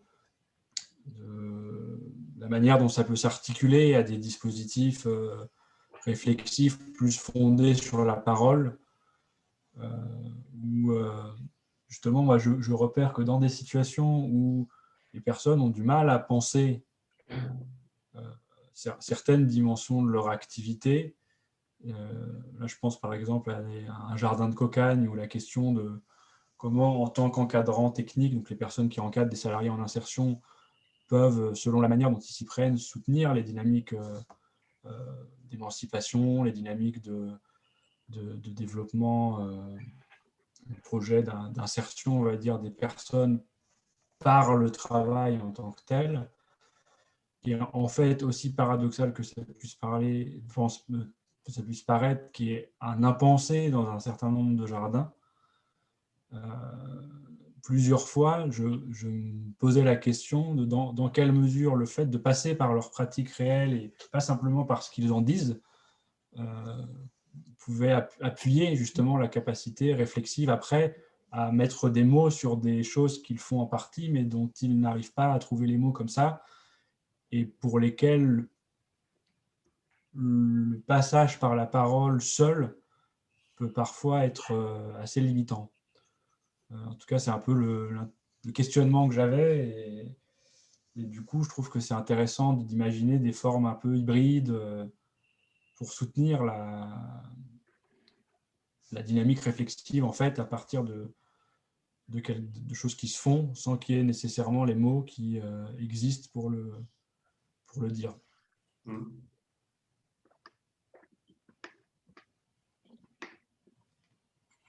Merci, Brian. Alors, je sais pas, Nadia, Patrice et moi, je crois que tous les trois, c'est pas trop exprimé.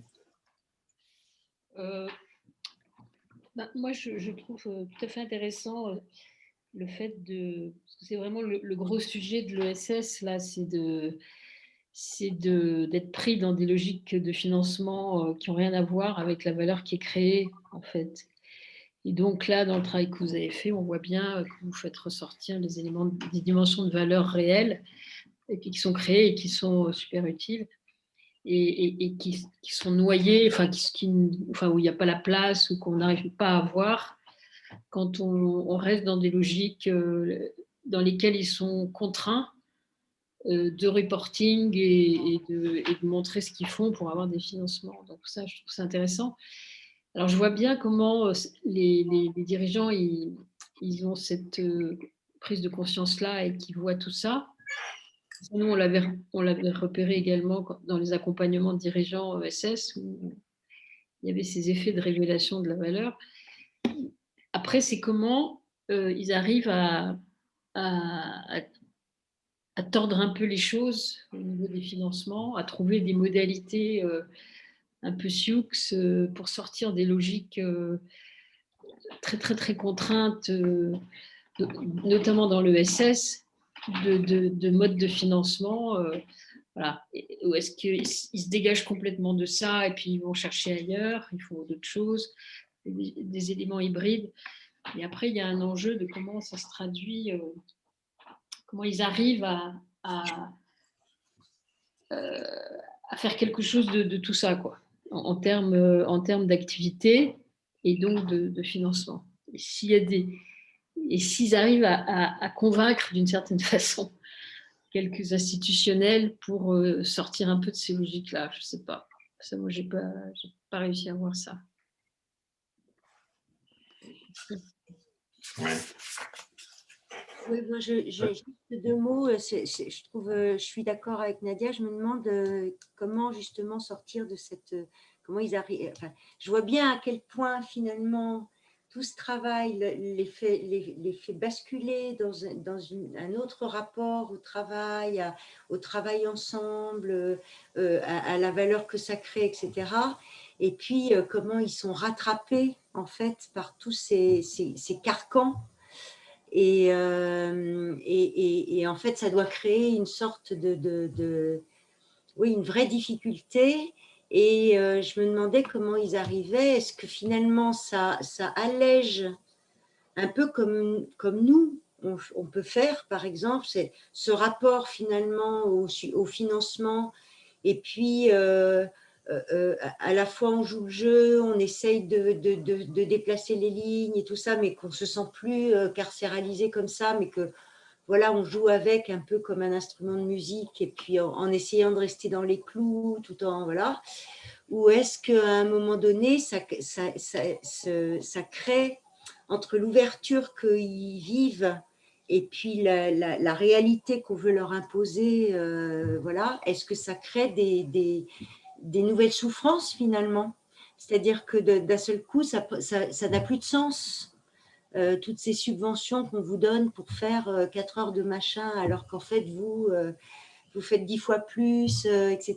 Est-ce que ça crée des nouveaux malaises? Voilà, je me demandais ça.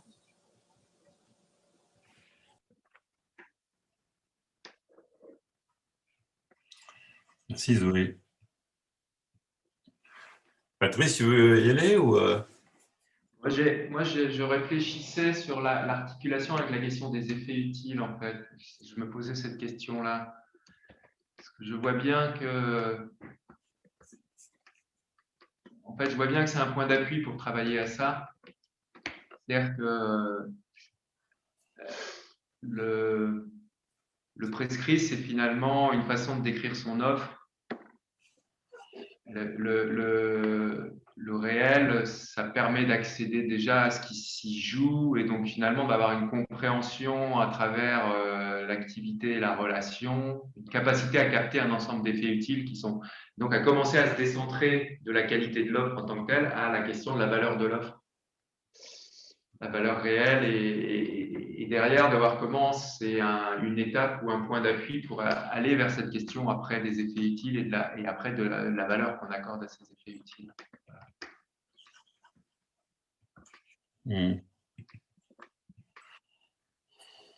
Je reprends ça, je dis ça par rapport à ce qu'on disait ce matin.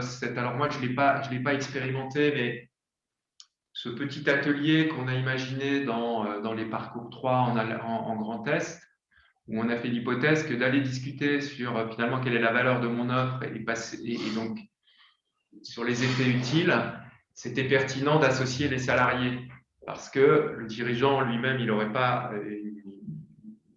une compréhension suffisamment fine. Donc, il avait besoin d'avoir les salariés qui sont en direct dans la mise en œuvre de l'offre pour accéder à ça. Donc là, ma question, c'est est-ce que utiliser cette dimension de mise en travail de la révélation des effets utiles par la question prescrit réel, est-ce que c'est méthodologiquement, est-ce que c'est quelque chose qui a un bon point d'appui? On voit bien comment ça le fait, mais est-ce que c'est ça l'entrée? C'est ça l'entrée pour aller travailler finalement la question des effets utiles.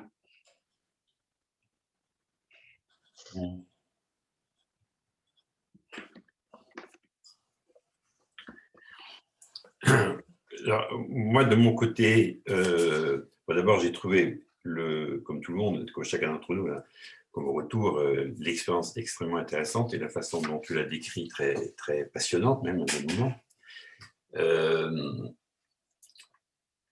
Ma lecture de ce que tu nous as présenté, c'est que on est en présence, par votre intervention, je dirais, d'un dispositif d'évaluation par la recherche de ce qui se passe dans ces associations. Je dis par la recherche, c'est à partir d'une posture de recherche, et la lecture que vous en donnez permet de révéler toute une série de choses qui concernent les 6 éléments d'ailleurs du modèle économique, en montrant que le réel est nettement plus riche que ce qui est prescrit et qu'il y a des choses qui le dépassent très largement. Donc, à travers ce dispositif d'évaluation par l'équipe, il y a une révélation de cette richesse. Alors, ce que je trouve très intéressant par rapport à d'autres évaluations qu'on a pu faire les uns et les autres, c'est que cette évaluation, elle s'appuie un peu sur 3 principes. Un principe qui est un principe, on va dire, qui part des concepts, des dimensions conceptuelles, presque réelles. Un deuxième principe qui est de dire que le modèle économique articule différentes dimensions. Alors au début, c'est 4, on s'en fout un peu que ce soit 4 ou 6. Bon, c'est pas ça la question. En tout cas, ça enrichit la compréhension qu'on a du modèle économique. Et puis ensuite, la troisième chose qui est un ensemble d'associations opératoires pour faire cette évaluation qui relève d'entretien, d'observation, de repérage des situations de travail, bon, ce que l'on appelle souvent analyse du travail. Bon. Alors ça, vraiment, je trouve ça très passionnant et très intéressant. Et on voit les effets que ça a d'abord sur nous, déjà sur nous, les effets de révélation de ce qui se joue dans toutes ces affaires. Tu vois, on voit la profondeur de ce qui est engagé, pour reprendre ce que dit Patrice, les effets utiles. Et alors, finalement, ce dont je me rends compte en t'écoutant, c'est qu'on les sous-estime toujours, quoi. Ces effets utiles, on a toujours tendance à les sous-estimer. En fait, ils sont d'une richesse incroyable. Et quand on prend le temps, comme tu l'as fait, à la fois de nous les présenter ou que tu le présentes ensuite, par exemple, aux directeurs et directrices qui travaillent avec vous, ben, ça donne une profondeur à ce qui se passe dans la réalité économique à partir de compréhension du travail qui est bien plus grande. Donc là, il y a un effet. Alors, je ne vais pas utiliser cette expression, je vais utiliser celle qui vient, waouh, ça fait un peu idiot, ça fait une espèce de profondeur de ce qui est en jeu, qui est vraiment fait une révélation. De ce point de vue, je trouve que là, votre intervention, elle apporte une contribution à nos démarches, mais que j'analyserais plutôt comme une démarche d'évaluation par la recherche, et qui montre d'ailleurs tout l'intérêt de l'intervention d'Artémis dans ce dispositif. Après, il y a une autre question qui me paraît pas plus compliquée, mais qui est abordée peut-être, il me semble,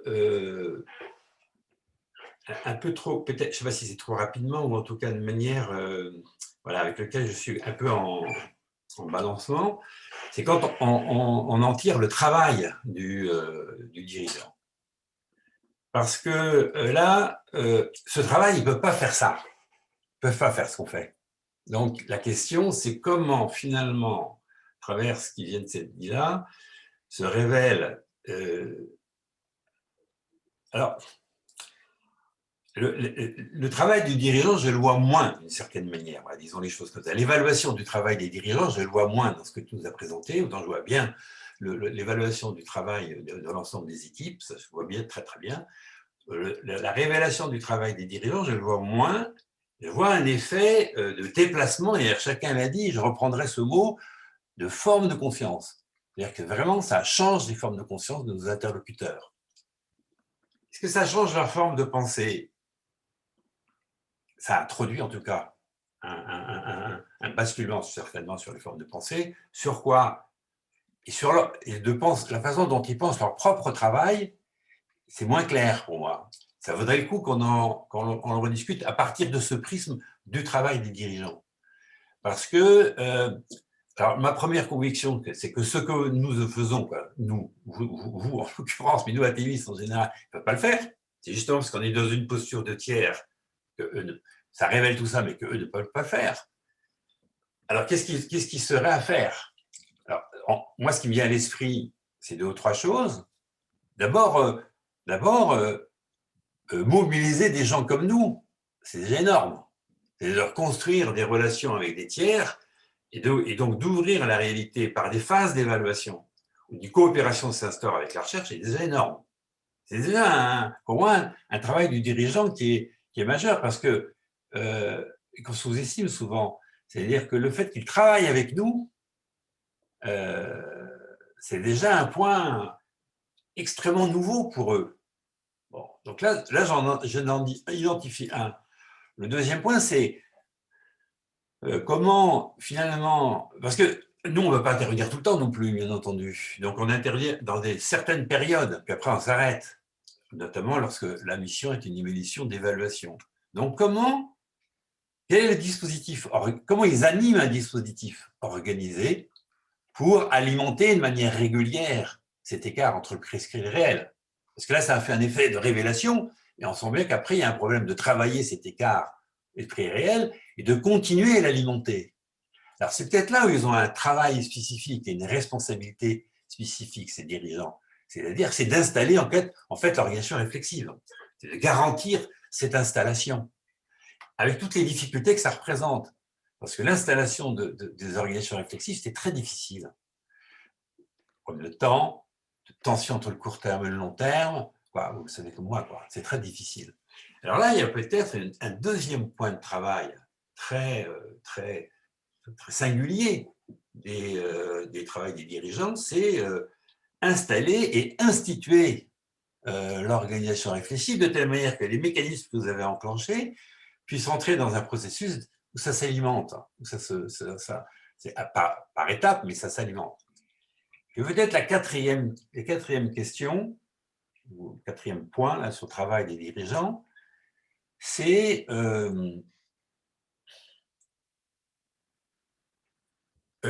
on sent que derrière, pour pouvoir, comment dirais-je, transformer, par exemple, ce qui se révélait en un nouveau système de contractualisation, comme le disait Nadia ou comme le disait Zoé, c'est un boulot. Traduire, consolider des effets utiles, mais qui ne sont pas du coup des effets utiles en tant qu'externalité, qui deviennent des effets utiles internalisés parce on s'organise pour les développer, ces effets utiles. Au début, on les fait un peu spontanément, on n'est pas vraiment organisé. Donc, c'est une externalité positive de ce que l'on fait. Et à un moment donné, il y a besoin de ramasser ces effets spontanés, on va dire, non complètement volontaires, qu'on découvre en fait par le réel, puis de trouver les moyens de les rapatrier, de l'internaliser de l'organisation et donc entrer dans l'innovation servicielle. Et donc, peut-être que c'est par justement leur responsabilité, c'est créer les conditions dans lesquelles ces éléments deviennent des éléments d'innovation servicielle. Donc, il y a une responsabilité qui serait d'installer l'organisation réflexive. La deuxième, d'installer des dispositifs d'innovation servicielle et peut-être en continuant, peut-être si on faisait le tour des 6 pétales de la marguerite, on verrait comme ça des angles d'attaque à chaque fois plus différents. Et c'est peut-être ça ce que tu as voulu dire, quoi. Parce qu'à un moment donné, c'était un peu flou quand tu as dit il y a ce schéma avec les 2 cercles, là, le cercle réel et le cercle… Tu dis le problème du dirigeant, c'est de tenir ça. Alors, on comprend dans l'intention. Après, dans la réalité de ce que ça signifie concrètement en termes de temps, comme organisation et comme façon de penser sur comment on tient ça. C'est-à-dire qu'ils ne peuvent pas le tenir, justement, en même temps. C'est toute la question. Dès qu'on a une organisation, on n'arrive pas à le tenir. Donc, comment… et en même temps, je comprends très bien ce que tu voulais dire.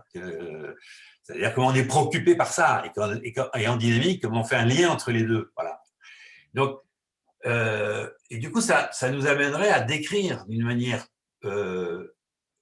plus précise que ce que l'on dit ce matin et cet après-midi, le travail de dirigeant, le travail particulier de dirigeant. Voilà, moi, c'est ça qui me… Bon, c'était passionnant, ton affaire.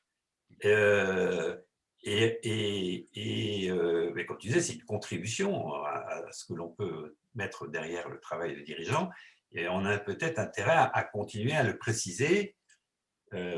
Ces moments, et encore une fois, hein, dans l'écosystème, parce que c'est quand même, il y a l'organisation interne, puis il y a l'organisation externe. Dans l'écosystème, la coopération avec des gens comme nous, c'est central. Hein.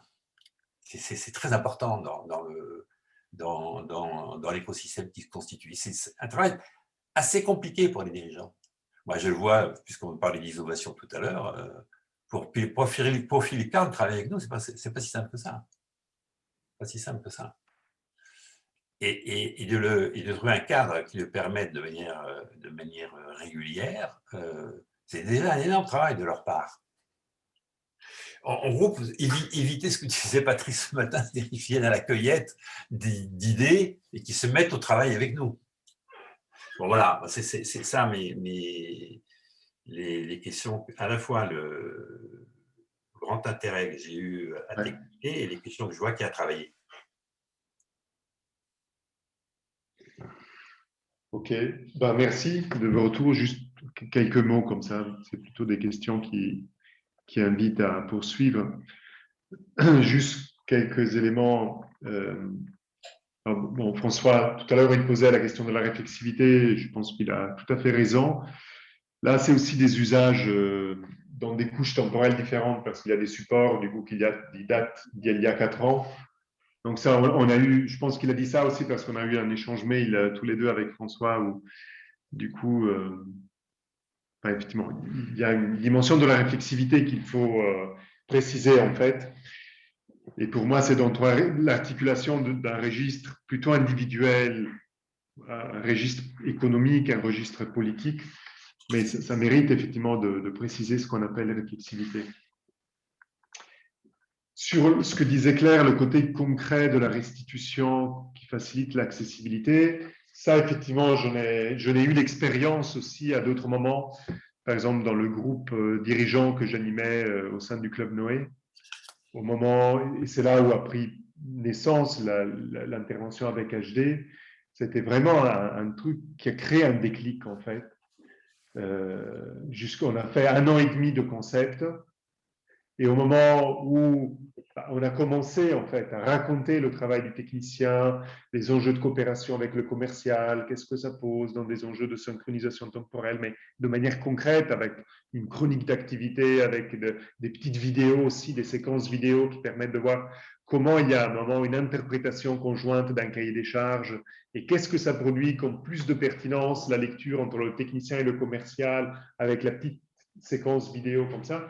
Du coup, ça a fait des déclics, y compris avec des dirigeants qu'on accompagne depuis des années et des années. Tout à coup, paf, ils disent « Ah là, je comprends quelque chose pour la première fois ou d'une manière… » Donc, je pense qu'effectivement, ça peut créer cet effet-là.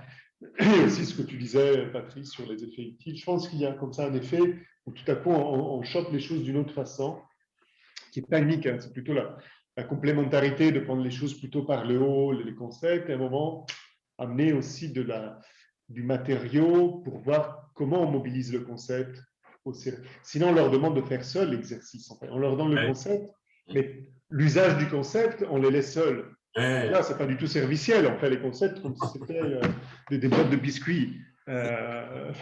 Donc, si on veut utiliser la logique d'usage du concept, c'est là où c'est intéressant d'amener de la matière et puis de voir comment ça se travaille comme ça.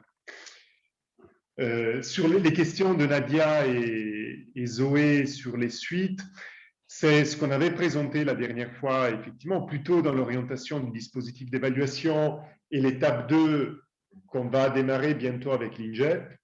Et là, on va chercher les financeurs. Donc, c'est pour ne pas faire une critique du système de financement, mais c'est à chaque fois de reposer la question de l'activité. Et en face, il y a des personnes. Et là, on commence à voir aussi des billes sur le fait que même en face, il y a des insatisfactions, il y a du jeu, il y a des décalages. Voilà. Et donc là, dans ce qu'on a vendu à l'INGEP, l'idée, c'est d'aller voir aussi le travail de ceux qui pilotent et instruisent les dossiers, qui allouent les financements comme ça, pour voir aussi qu'est-ce qui se joue du côté de leur travail, et du coup construire un dialogue de gestion fondé sur le travail de part et d'autre, et éviter de juste jouer la fiction d'un budget, mais de retrouver aussi une qualité de dialogue sur les finalités, sur les effets réels produits, comment ça rejoint une politique publique, comment ça rejoint des questions de travail aussi de tel ou tel service de la collectivité, voilà, de déplacer les choses. Et donc ça, effectivement, c'est la prochaine étape. Ça, on a vraiment besoin de... Enfin, moi, je serais très preneuse d'informations, de retour là-dessus, parce que... Ouais. Et on le voit même, par exemple, tu vois, dans une dynamique territoriale, avec l'ADEME, on est confronté à des questions comme ça aussi, d'un décalage énorme entre... Donc, quels sont les fils qu'on tire, quelle expérience on a? Moi, je trouve ça super, super utile. Et après, bon, les questions de Christian, il faut vraiment les reprendre un peu plus tranquillement et sur le fond, là, du coup, de revenir. Et parce qu'effectivement, tout est posé de manière un peu rapide, mais pour moi, l'idée de ce schéma-là, c'est l'idée de produire un modèle du travail du dirigeant. Ce n'est pas prescripteur, mais c'est un modèle, en fait, et qui est à ce moment-là un peu normatif, mais au sens doctrinal, c'est-à-dire de poser une certaine manière pour penser quel est le prescrit du dirigeant. Alors, effectivement, on affirme que c'est ça. Ensuite, ça ne dit rien de comment chacun, ensuite, là où il est, avec les outils, les compétences qu'il a, il essaie de se débrouiller pour. Mais c'est une manière, en fait, de proposer une modélisation en disant ce que le dirigeant est censé faire, c'est de tenir cette dynamique entre des dimensions formelles, parce qu'il y en a besoin pour avoir un système de gestion, des financements, de la com, et la dynamique réelle. Ça, c'est sa tâche à lui, c'est son prescrit à lui, c'est ça. Ensuite, on est à l'écoute et on est très attentive pour voir comment chacun se débrouille en faisant cela. Ça pose un champ de responsabilité, mais effectivement, ensuite, ça ouvre complètement aussi le fait qu'il, de toute façon, il ne peut pas faire ça tout seul. Et donc, ça repose des questions de dispositifs d'organisation, mais du coup, de poser aussi une responsabilité du dirigeant de comment il anime ça, comment il le pense, comment il conçoit ça, comment il mobilise des compétences complémentaires, comment il pense la fonction managériale au service de ça, comment il fait recours à des compétences externes pour l'appuyer, comment... Donc, ça pose plutôt l'idée d'un prescrit très générique, mais du coup, en même temps, qui pose cet enjeu d'articuler ces dimensions-là. Oui, je comprends. D'ailleurs, c'est pour ça si c'est le modèle économique, c'est bien le fait que le dirigeant ou l'équipe dirigeante derrière est interpellé par l'ensemble de ces dimensions. Et donc, son travail, c'est de travailler ces questions. La difficulté, c'est que, comme tu dis, c'est un prescrit. Donc, les éléments de doctrine sont des éléments pour moi importants dans la prescription, et y compris du travail du dirigeant. Et en même temps, dans la prescription qu'on a commencé déjà à discuter au sein d'Artémis, ce que j'appelle la prescription immatérielle, c'est l'ergonomie immatérielle. Si pour moi, la particularité de l'ergonomie, d'ailleurs, que soulève Claire, c'est la compréhension du rapport entre le prescrit et le réel, la spécificité de notre ergonomie à nous, c'est la spécificité, c'est pas simplement l'écart entre le prescrit et le réel, c'est l'écart entre c'est quel prescrit on a besoin qui tient compte de l'écart entre le prescrit et le réel. Parce que jusqu'à maintenant, souvent le prescrit se présente comme un prescrit qui doit être appliqué. Alors nous, on a une conception du prescrit, notre ergonomie à nous, c'est une conception du prescrit qui prévoit que ça va être dépassé. Oui. À ce moment-là, si notre conception du prescrit, c'est qu'on soit dépassé, on voit bien que la question de l'organisation réflexive est un élément central de la prescription. C'est un premier point. Le deuxième point, de mon point de vue, de la prescription, notamment dans l'immatériel, c'est la question temporelle. C'est-à-dire, parce que ça peut être fait qu'en dynamique, ça ne peut pas être fait en statique. La difficulté du camembert, c'est qu'il se présente de manière statique. il est intéressant, mais et donc, en dynamique, la question qui est posée, c'est comment le prescrit rentre dans un… Parce qu'il manque pour moi un élément du travail de dirigeant, c'est l'analyse de conjoncture. En gros, c'est l'analyse politique. C'est la responsabilité du dirigeant ou de l'équipe dirigeante, c'est de faire un lien avec la conjoncture. Ce qui permet d'ordonner ensuite dans le principal et les secondaires. Donc, il y a une autre dimension qui n'est pas du problème de prescription, là, cette fois-ci, qui est un rapport à la dynamique en resituant soit l'entreprise, nous-mêmes d'ailleurs, on le fait souvent, on essaie de rediscuter de la conjoncture, de comment on se situe dans la conjoncture, une compréhension de la conjoncture, ce qui permet de revenir dans la dynamique. Et à ce moment-là, de jouer les questions temporelles, qui, pour moi, complètent ce que tu as dit, du point de vue des camemberts ou des démarrage des 4, ça c'est pas très grave. Et parce que la prescription de notre ergonomie matérielle, encore une fois, elle s'inscrit dans la conjoncture pour ordonner le principal et le secondaire. Puis la troisième dimension, il me semble, c'est que comme on peut jamais, c'est un puits sans fond les matériels ou les effets utiles sont des effets utiles sans fond. Donc à un moment donné, on est obligé de se donner des limites. On est obligé de limiter. Alors, par quelles sont les questions qu'on va traiter, l'ampleur des questions dont on tient compte. On sait qu'on va mettre des choses de côté, mais on est obligé. Pour moi, c'est ça les 3 grandes caractéristiques de l'ergonomie matérielle. C'est un prescrit qui conçoit son propre dépassement. C'est un prescrit qui, comme on est dans les matériels, il va être confronté au problème de la limite, d'autant plus que les ressources sont des ressources qui mobilisent l'intersubjectivité. Puis le dernier point, c'est tout ça n'a de sens que dans une dynamique qui donc, et cette dynamique, elle nécessite une analyse de conjoncture et de la partager. Alors là, et après on retrouve chacune des… On retrouve aussi des principes, il me semble en tout cas, d'intelligibilité de comment prendre en charge les camemberts, dans quel ordre, dans quelle forme. Si on prend l'expérience d'Athémis, on voit bien qu'on est aussi sur ces camemberts, mais on n'est pas toujours…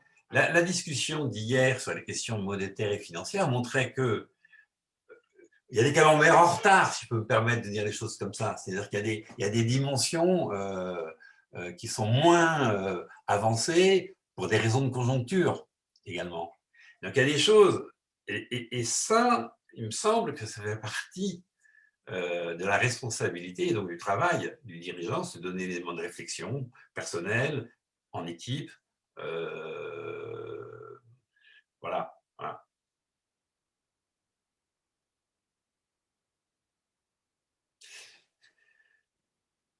Ce qui fait qu'en réalité, les dirigeants, ils ont tendance, parce que c'est le travail de direction, ils ont tendance à…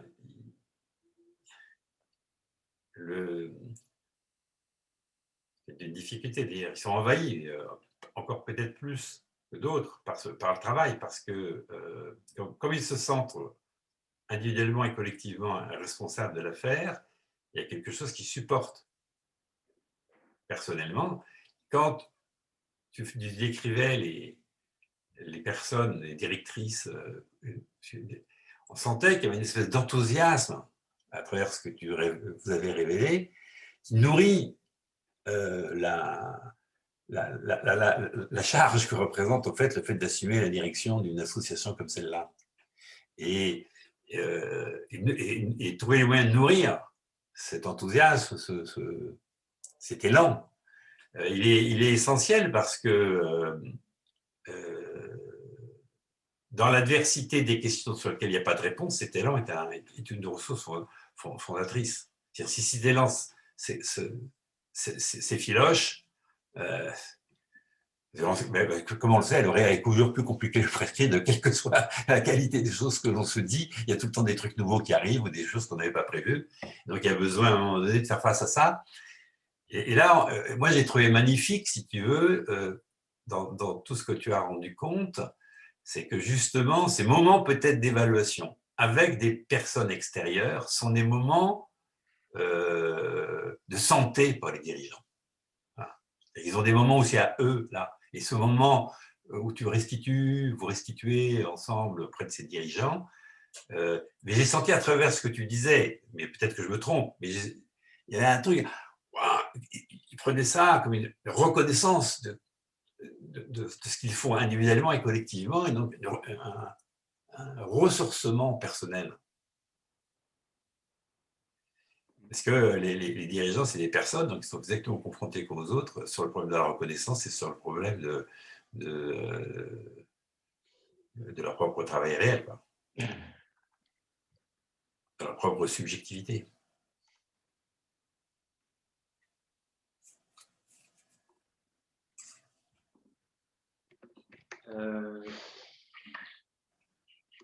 On a un petit rendez-vous, nous, dans 5 minutes. Il va falloir qu'on s'arrête. On avait prévu 16 heures, je crois.